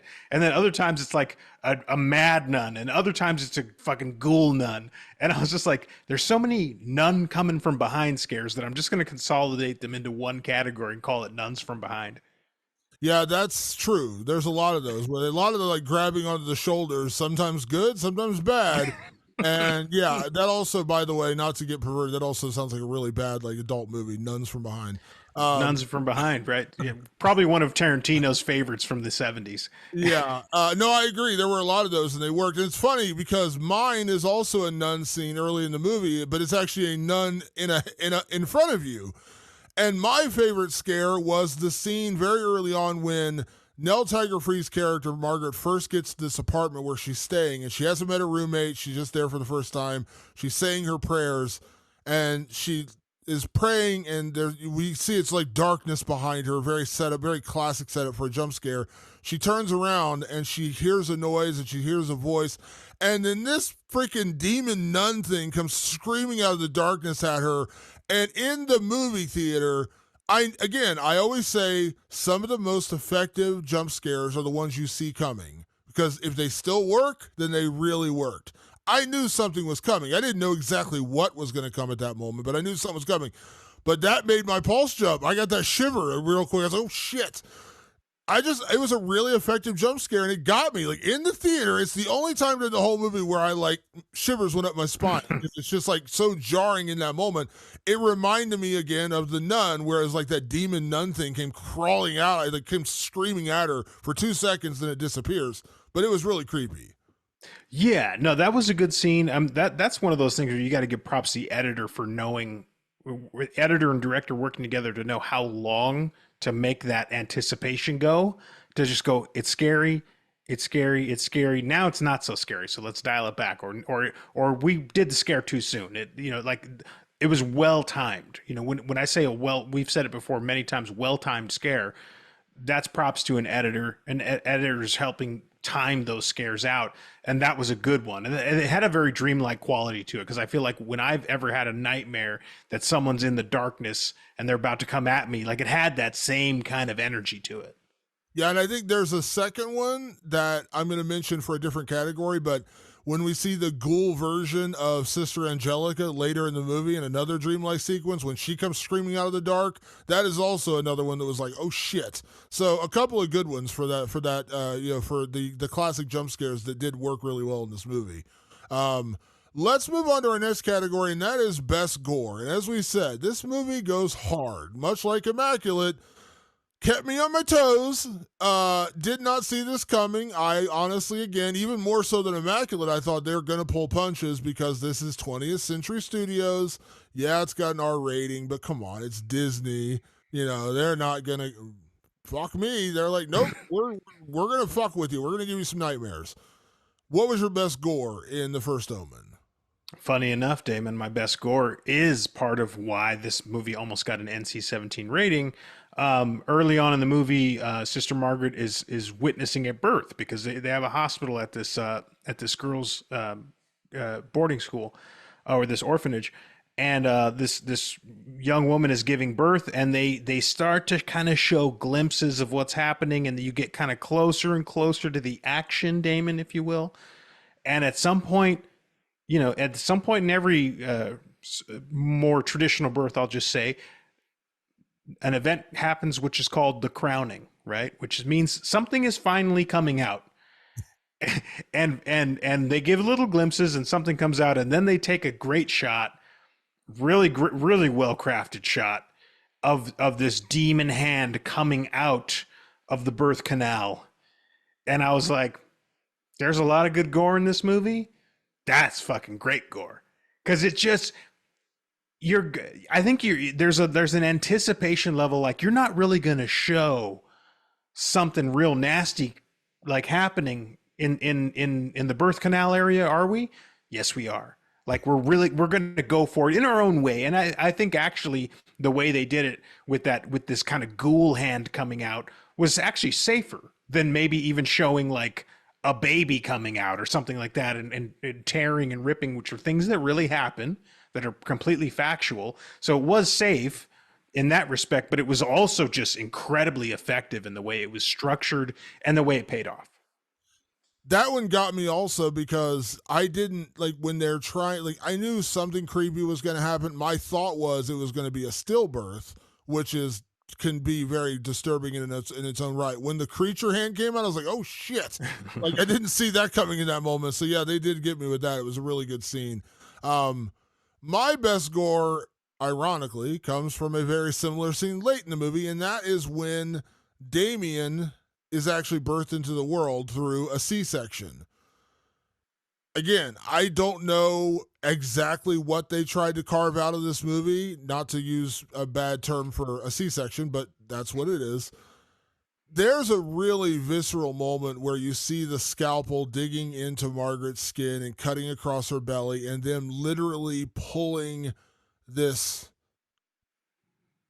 sack, embryonic sac, embryonic sac out of her body with the child in it. And it is so utterly disturbing. Now, much like those birthing videos they forced you to watch in high school to make you scared straight so you wouldn't actually have sex, I don't think this was anything beyond what normal happens in a C-section. Like, that's what a C-section is. They open the belly and they pull out the child when you can't give birth to it normally, or there's risk of harm to the mother of the child by giving birth normally.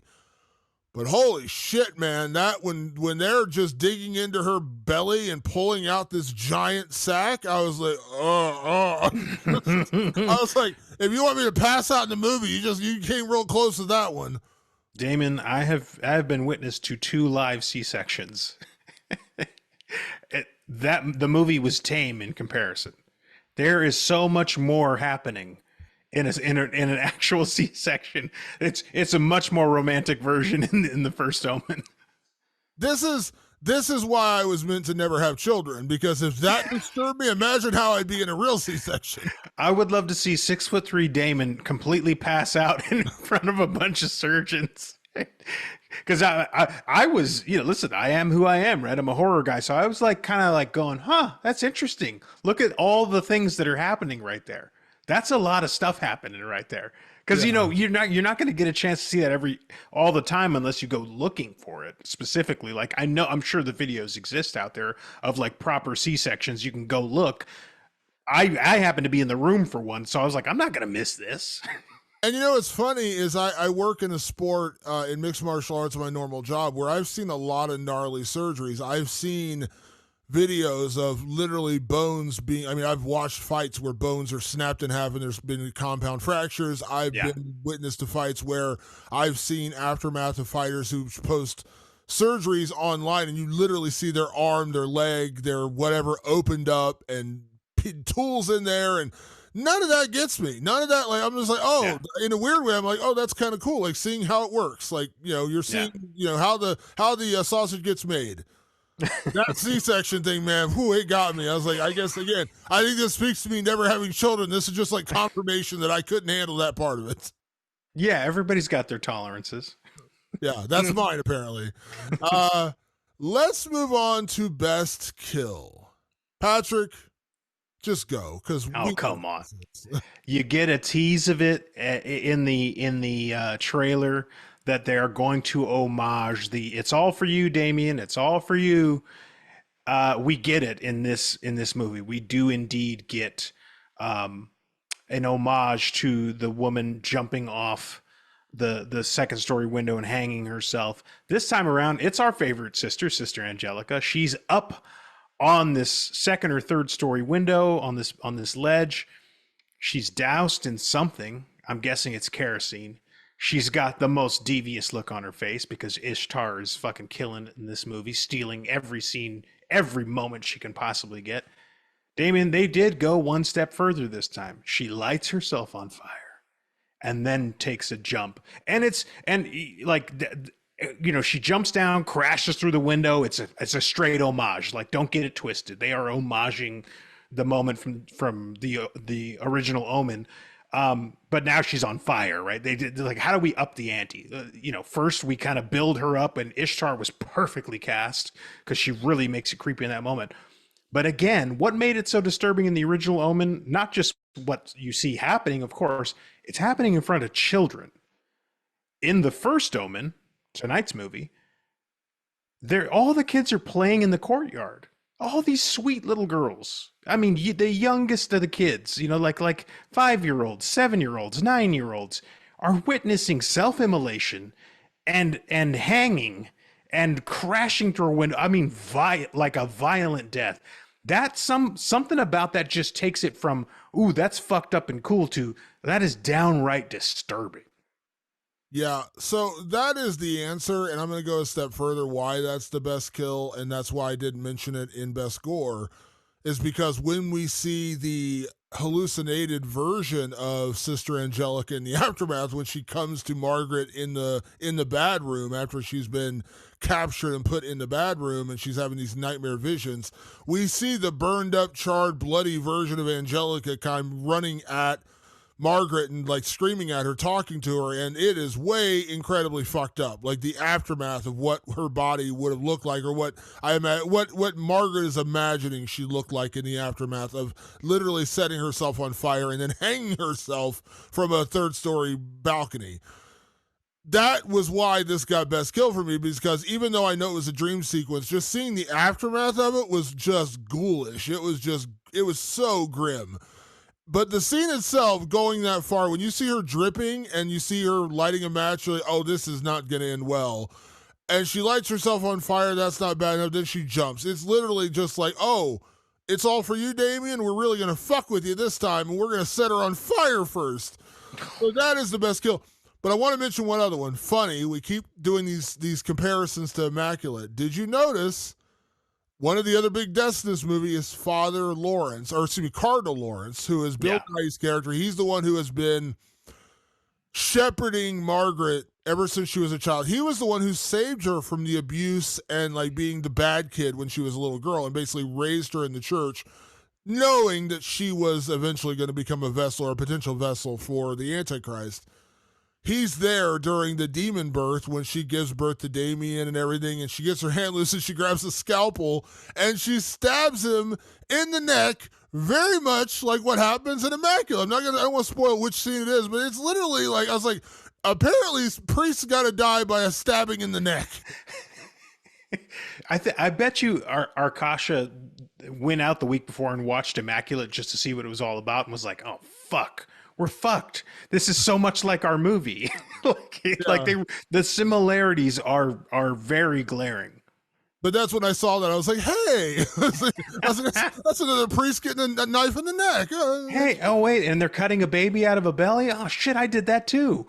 Yeah, it just funny, 2 weeks apart. But okay, it was, so it just made me laugh. I just saw that. But yeah, your scene is the one. That, again, and sometimes, I got to say this real quick, sometimes when movies pay homage to an earlier or whatever film they're filming, whatever film they're sequelizing or prequelizing, whatever it is, sometimes it comes off super cheesy and like it does. This one though worked. When you just see, and again, I think that goes back to your best performance or your MVP performance, was her selling it. She's got this creepy, just disturbing smile on her face, and she just says, "It's all for you." And no Damien, because Damien hadn't been born at that point, but she's like, it's all for you. And she sets herself on fire and jumps down.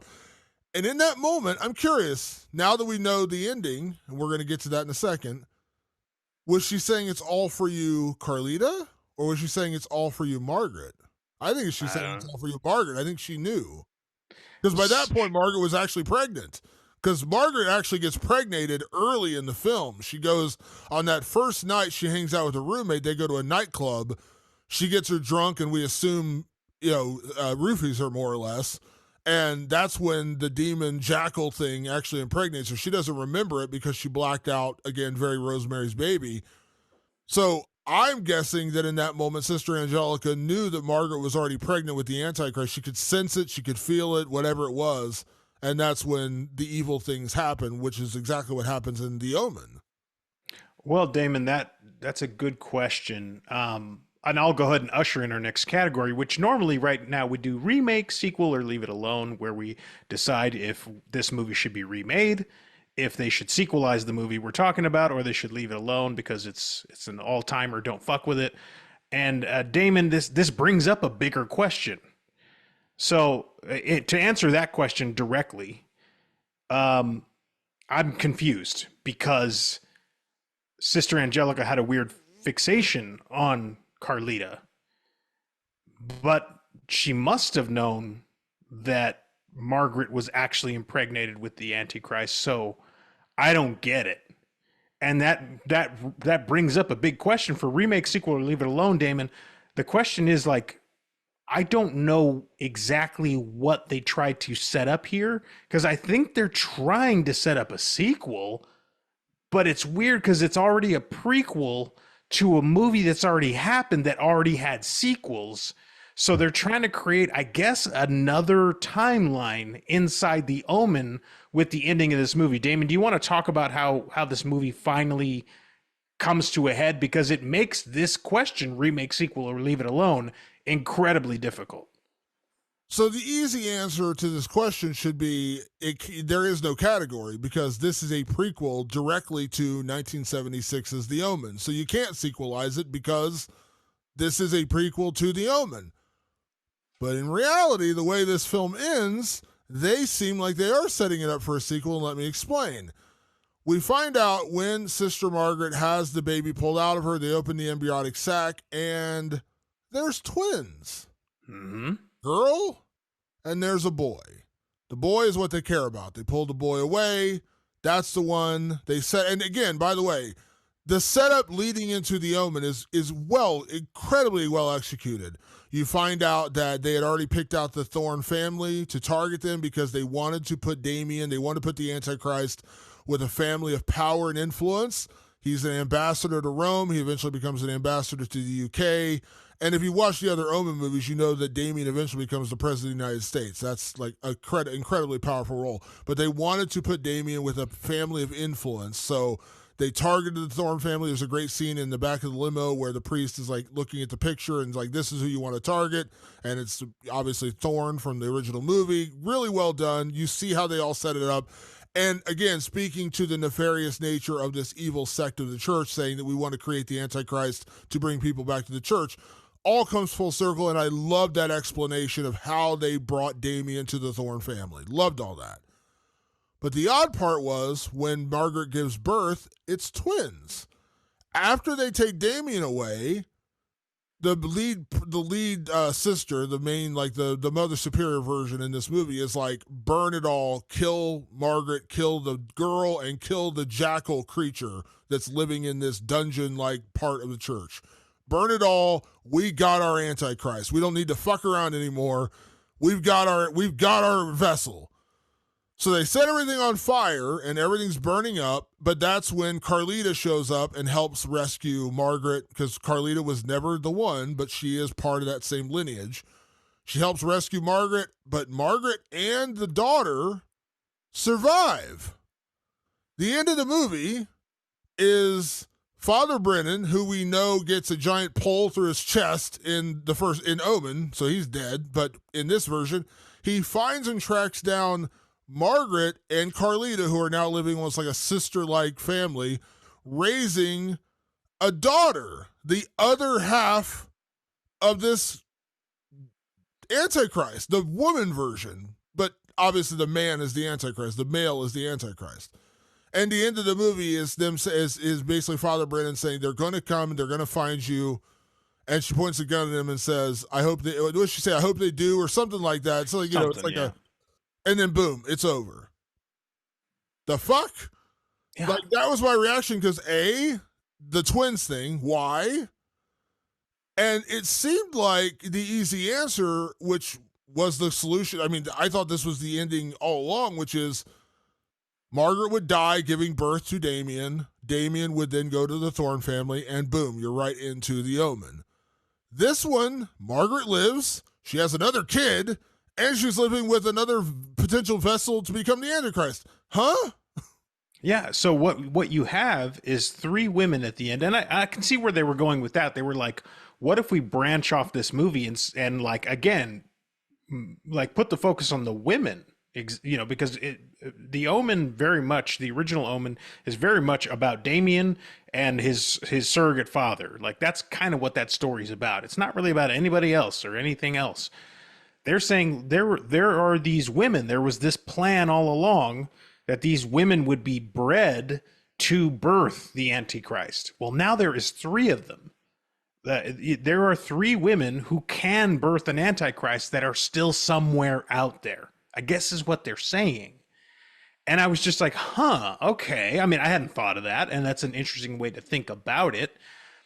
I just don't know if it's going to land necessarily with audiences, because a lot of people are going to go see this and they're not going to have any reference for the original Omen. They're not going to, and then they might look it up and go, oh, okay, I'll go see that movie. But like, we know how the original Omen storyline ends. We have the whole story. It's over. What we're saying is that there's a whole other story now that we're going to do, I guess. They're kind of forcing sequel on us. They're saying, no, well, that we're leaving this wide open for something else to happen. My guess, and again, I'm just guessing here, when I saw that ending, even when they announced that she was having twins, I was like, really? What? Huh? Like, that's right. Odd. Like, you know, like, why is she having twins? And then she survived, and I'm like, okay, I kind of figure out what I think they're doing here. And when she survives and they find her at the end, I'm like, okay, I think I know what they're doing here. My theory is that The Omen from 1976 is an all-time classic. For better or worse, even though the ending is odd and I didn't quite understand it, and again, this isn't a perfect film by any stretch of the imagination, I was pretty impressed by The First Omen. Now, again, they don't know this going into it, but what I've seen of the reviews have been pretty positive for the most part. My thought is, because when you watch the other Omen films, the second and third one, which were not great, if you ever saw them, did you ever see the other Omen films? No, I never did. They're not particularly well done. Is that they're trying to set up a new Omen universe where they carry on the story of the Omen in another sequel, and basically Halloween 2018 it. Basically, they're going to say the next sequel is The Omen Part 2, but not the version with Sam Neill and, you know, and that version they created back in the day when they did two sequels that didn't have the original cast back in it. That's my thought. That's my guess. Is that's what they're trying to set up, and somehow Margaret ties back into like finding Damien, like trying to find her son and putting an end to this whole perverted religion Antichrist mission. But it was just odd because I'm like, you had the perfect setup to lead into the Omen. You birthed the Antichrist, you killed the mother, or you thought you killed the mother, and you set it up perfectly to give that baby over to the Thorns. You find out that Margaret's roommate was in on this the entire time. She was manipulating her. She was not a good person either. She was part of this evil sect of the church. It was a great setup. It was a perfect setup to lead into the Omen. They did it brilliantly. And then that ending happened where Margaret survives and now she's living out in the woods with her daughter and Carlita. I was like, huh? It was just an odd choice, knowing how everything else in this movie as like a puzzle piece fit perfectly going into the Omen.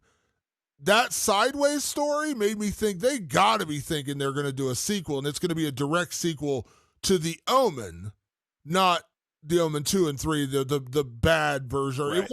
Was there four? Was there four Omens? I don't quite remember. I mean, that's the problem, is that those sequels are sort of super forgettable. Like even the Sam Neill one's not that celebrated. I want to say there are four, if I'm not mistaken, because I think there were four. I think there was Omen 1, 2, 3, and 4, and then they did the Omen remake with Liev Schreiber and Julia Stiles, and then they did a Damien TV show, which was, I think, a one-season show, and now they're doing this. So I think there was four. Again, doesn't matter. Very forgettable sequels. That's my only thought, is they're just setting this up. Like, if this movie does well enough, we'll get a direct sequel to The Omen. I guess, maybe? So to answer the question, remake, sequel, or leave it alone, it feels like what they've done here is they prequeled to set up a requel. Now, if you know what a requel is, it's very much what you said. It's Halloween 2018. It's going, forget about all the other sequels to the original one. Let's just pick up from where we left off. But what they did instead was they go, let's give you the backstory first so we don't have to explain it in our requel. It kind of seems like what they're up to. So they're going to go, now we're going to have what we'll call the second Omen, right? That sets it up perfectly. You had the first Omen. Now the second Omen will come, and that will be about Damien being out there in the world. And so maybe that's what they're doing. They prequeled to requel. And if that's what they're going to do, and the second Omen is what's coming next, I guess sign me up.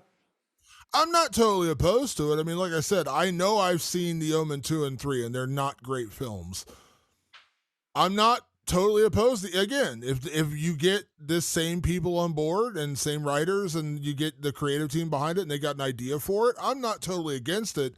I just found it odd considering how perfectly set up this film tied right into The Omen, and it just seemed like an incredibly well done prequel that is so rare. It just felt unnecessary to add that in. But if that's their plan to 2018 Halloween this thing, I'm not totally opposed to it. It just was odd in the moment. Like, Yeah, in the moment, yeah, it was weird. It was perfectly set up to end and dovetail into The Omen, and then you have this weird diversion with Margaret and the sister surviving, and I'm just like, huh? So yeah, There was also this weird thing where Father Brennan says they named the baby Damien, and then it's cut to black. I'm like, yeah, I know. Everybody, like, we know he's named Damien. Like, yeah. you didn't, like, that wasn't like a grand reveal. That wasn't a grand surprise to me. I knew he was going to be named Damien already. There's a whole movie that says that about him. It was just a weird kind of, not clunky. I was just like, I don't get what they're trying to do. But as we talk it out there, I go, maybe that is their plan. Maybe their plan is to make these requels, and they just kind of set it up with a prequel so you understand who these people are rather than trying to shoehorn it into the requel. They go, well, you have the first Omen. The second Omen is now about them tracking down Damien. Yeah, and again, I'm not totally opposed to it. If it's done well, if it's Halloween 2018, great. If it's Halloween Kills, don't bother. If it's Halloween Ends, Damon will fucking. If it's Halloween Ends, set yourself on fire and jump off a third-story balcony. Is what I'm saying. David Gordon Green, it's all for you.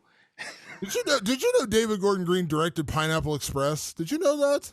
Yeah. No, he's directed he started with like an indie movie, it was kind of an indie drama, and then he did a bunch of comedies. Yeah, I knew him and what's his name? Danny McBride. Danny McBride were close, but I completely had no idea he was the director because Pineapple Express is great.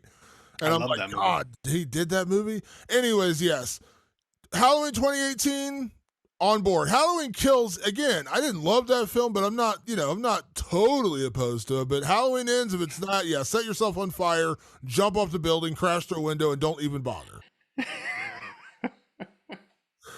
Our last two more categories. Let's get to can we survive this horror film? And this is a funny one because much like Immaculate, we're not really in this story. We're the men. We're not really there. Now, to be fair, there are a couple of male characters that aren't just like the evil priest in this movie. There is like one priest who seems like a good guy, like a younger priest who seems like a good guy. He's barely in the movie, yeah. And then Father Brennan, who again shows up in The Omen and gets a giant pole through his chest. Priests and falling objects do not do well in these movies. I'm saying I don't survive this movie, Patrick, because the priests don't seem to make it very long. Even the bad priest got a knife in his neck. I would imagine, listen, based on my faith, which is none, like I'm not religious, I would hopefully be the guy trying to save Margaret. But even the people who try to save Margaret, it doesn't end well for them. So I don't think there's any way I survive this. It just becomes like, how gnarly is my death? Yeah, like how do we die in this horror film should have been the question, because I think that's the case. I think we may have said that in the original Omen podcast we did. It's like I don't think you survive it. It is the Antichrist, and the stakes are too high. Anyone who gets near them and gets in that orbit, even the two guys in the disco, right, who were kind of there to help lose drug and seduce Margaret, like one of them for sure doesn't make it out. He has a rather gnarly death. That was another great gore when she Paolo is the guy she flirts with in the club, and then you find out he was part of the plan to basically kidnap her and put her in this room so she could be assaulted by this demon creature. He gets hit by a car, very Final Destination style. He gets pinned against the wall, and Margaret goes over and she's trying to pull him free. She does. When she pulls him free, she's going close up, and you hear this woman just scream bloody murder behind her, and you're like, what's going on? You pan down. The guy literally got cut in half, and I'm like, oh, shit. It was a great we didn't mention that in the gore scene, but that was a great gore scene, too. Yeah, and they don't pull punches on that one either. You really see him go. So like those are the two guys those guys in the disco are probably the two guys that are most reflective of you and I, because you and I ain't being priests. We're more likely to be in a disco, but we ran into someone who had the mark of the beast, and that never ends well. Yeah, I don't know if I'm getting cut up by glass or I'm getting a pole to the throat or I'm getting glass off my head like poor Tywin Lannister. Something's happening and I ain't making it out of this thing is all I'm saying. Yeah, no, I don't think we make it. Yeah. Last category, and I think we've probably kind of answered this one already throughout the podcast, but we'll say it anyways. And our final category is every week is it scary? So Patrick, at the end of the day, the First Omen, is it scary? Damon, I had to answer this question earlier tonight because I saw this movie on the night that we recorded this podcast. And as I got my ticket scanned, the guy scanning my ticket said, "Hey, let me know if it's any good or not." And as I came out, I go, "Hey, it was pretty good." And he goes, "Was it scary?" And I told him, "Hey, tune into my podcast and find out." And Damon, yeah, this is scary. It got us a little bit. I don't think it scared us. It doesn't sound like it scared you the way you and I got scared by Immaculate. They had a couple of really solid scares in there, but like Immaculate, as we've been comparing the two all night, highly disturbing movie, highly just go for it movie, super gory, tons of gore, tons of dread. You know, hello Ishtar, you're now in my nightmares for good, and I love it. This movie's scary on that level. You know, am I gonna have trouble sleeping tonight? No, but it's got all the elements of a proper scary movie. It is scary on a lot of different levels, and as I mentioned earlier, there are jump scares, there are traditional jump scares, there are disturbing scenes, there are gory scenes, there are dreadful scenes, and that to me is all adds up to a great scary movie. And me in particular, and I'm not trying to play like I gotta be the hero here, but there's two scenes in particular in films that will immediately, one will get me to like just turn the movie off, the other one just really angers me to the point of being scared. It scares me and angers me. One, if you hurt an animal in a film, chances are I'm just going to turn the film off because I love my dogs. My dogs are my children. You hurt a dog in a film, I'm going to track down the filmmaker and say, go fuck yourself, because I really don't like that in films. But the other thing is when it's abusive towards women. Now, there was a great movie that came out a couple of years ago called Promising Young Woman, by a woman, the same one who made Saltburn. Incredible film, one of my favorite films that year. But there's some disturbing stuff in that film that like make me not really want to see it again. Incredible piece of filmmaking, but it just hurts me to watch it because like I do not like seeing assault and abuse on women. Like it just it's again, real fucked up. It's not really fun. And it's hard to watch. Great movie. Want to be clear about that. It's really good movie. It's just hard to watch.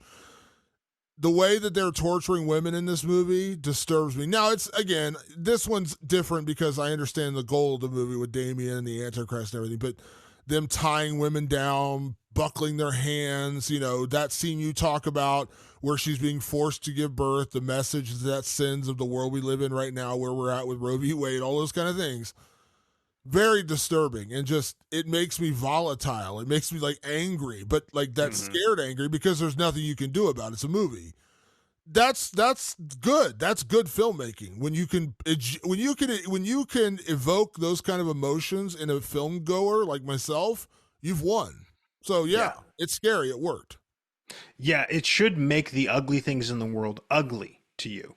That's skill, right? You know, if and it's not to knock, you know, things like Terrifier, which just kind of glorify gore and you just sort of have fun with it. That's another way to do things. This makes you go, wow, I see why this is disturbing. I see why this is bad news and why we need to address it on a bigger level. It makes you want to kind of sit up and take action. By disturbing you, by showing you things that are going to make you uncomfortable. That's like Truth to Power, which we talked a little bit about with Immaculate as well. 2 movies in a row that tell you like, hey, sit up and take notice that the wrong things are happening to good people. Like maybe we should do something about it. Yeah, it's again, well-crafted movie. Not perfect, much like Immaculate, not perfect, but enjoyable. I'm glad I saw it, and much like Immaculate, I said this about Immaculate as well, and I don't mean to keep repeating myself on comparisons, but pleasantly surprised because I went into Immaculate thinking they're going to pull punches. This is going to be a soft R rating. It was not a soft R rating. I had a similar impression going into First Omen because it was a 20th Century Studios production, major film release. This is going to be, you know, a more timid version. It wasn't, and then I read afterwards about the NC-17 stuff, which again, I have a real problem with why they try to make it NC-17. The censors, not the filmmakers. But yeah, this is a good movie, and it's a disturbing movie, and it is a scary movie, and I would say it's a pretty worthy prequel, which I rarely say when these things happen. Yeah, for something like The Omen, which is one of the greats, for a prequel made so far removed from that movie to stand out the way it does, I'm super impressed. I mean, is it going to make my top 5 list at the end of the year? I don't know yet. I don't know what the year is going to bring. But if I had to make a top 5 list now, it's on it. You know what I mean? Like, just they did a good job. And to point like how difficult this is, did you see the Exorcist prequels? They did 2 of them. One was so bad they remade it and did a second one, and they're both pretty bad. Yeah, I've seen them. And they've done a sequel now with the Exorcist. What is it called? Exorcist Believer, right? Believer. All of them are awful. None of them are good. This is not an easy feat to pull off, is the point. They actually pulled it off with the First Omen. Like, it's pretty good. So yeah, like that's why I'm kind of marveling at this bit of filmmaking, because I would say while The Omen maybe is not as highly revered as the Exorcist, I mean, it did win an Academy Award for Best Score. Jerry Goldsmith did win an Academy Award for Best Score. I would say it's on the same, it's not on the same level maybe as far as history goes, but it's the next tier down. If Exorcist is tier 1, The Omen is tier 2, and it's not a far drop off to tier 2. No. The fact that they have not done anything right with the Exorcist series beyond the original film. Exorcist 3 is good. I like Exorcist 3, yeah. But anything else has been bad, real bad, prequels especially, and the recent sequel. They pulled it off with the First Omen, so credit where credit's due. Yeah, absolutely. I guess we're out of the first 3 months of the year, the first quarter of the year. This is one of the best movies I've seen in the first quarter of the year, for sure. I'm not ranking anything tonight, but I just know that it's one of the best ones. And now, Patrick, we are going to wrap up our trilogy of religious horror films with our next episode. Funny enough, we're traveling right back into the world of religion for a 3rd straight week, because next week we are going to review the highly talked about, the highly publicized film, the surprise hit film at the theater, David Dastmalchian's Late Night with the Devil. A lot of people have been asking for this review. It is coming next week. We're going to do it a week ahead of the premiere on Shudder. It comes on Shudder April 19th. We're doing it next week because April 19th is the same day that Abigail comes out, the new film from Radio Silence, which is going to be a big theatrical release. So we're going to do that week. But next week, Late Night with the Devil. Very funny. We are doing 3 religious films back to back to back. Not on purpose by any means, by the way. But yes, we're going to wrap up our Rewind of the Living Dead trilogy of religious horror films with Late Night with the Devil. My mom would take her shoe off right now and be chasing me with it and hitting me with it. Why are you being so blasphemous? Like, listen, I don't make these movies, but I get to review them, and it's great. It reminds me of your mother chasing you with a shoe. Did you ever hear that Eddie Murphy skit where he talked about his mother used to hit him with a shoe? Oh, yes. She was like a shoe artist. She'd sit up and like, you'd be in another room, and she'd hear me like, what is it? She was a boomerang action on your ass. Like, let's go. I can't say my mother hit me with a shoe, so you were less fortunate than me, I suppose. So. Many people's mothers hit me with shoes. Not just my mom, other people's moms too. There you go. All right, folks, that's our episode. We'll be back next week, as I mentioned, with Late Night with the Devil. I'm very excited to review that one. I have seen it already. I won't give spoilers here, but I am real excited to talk about this film.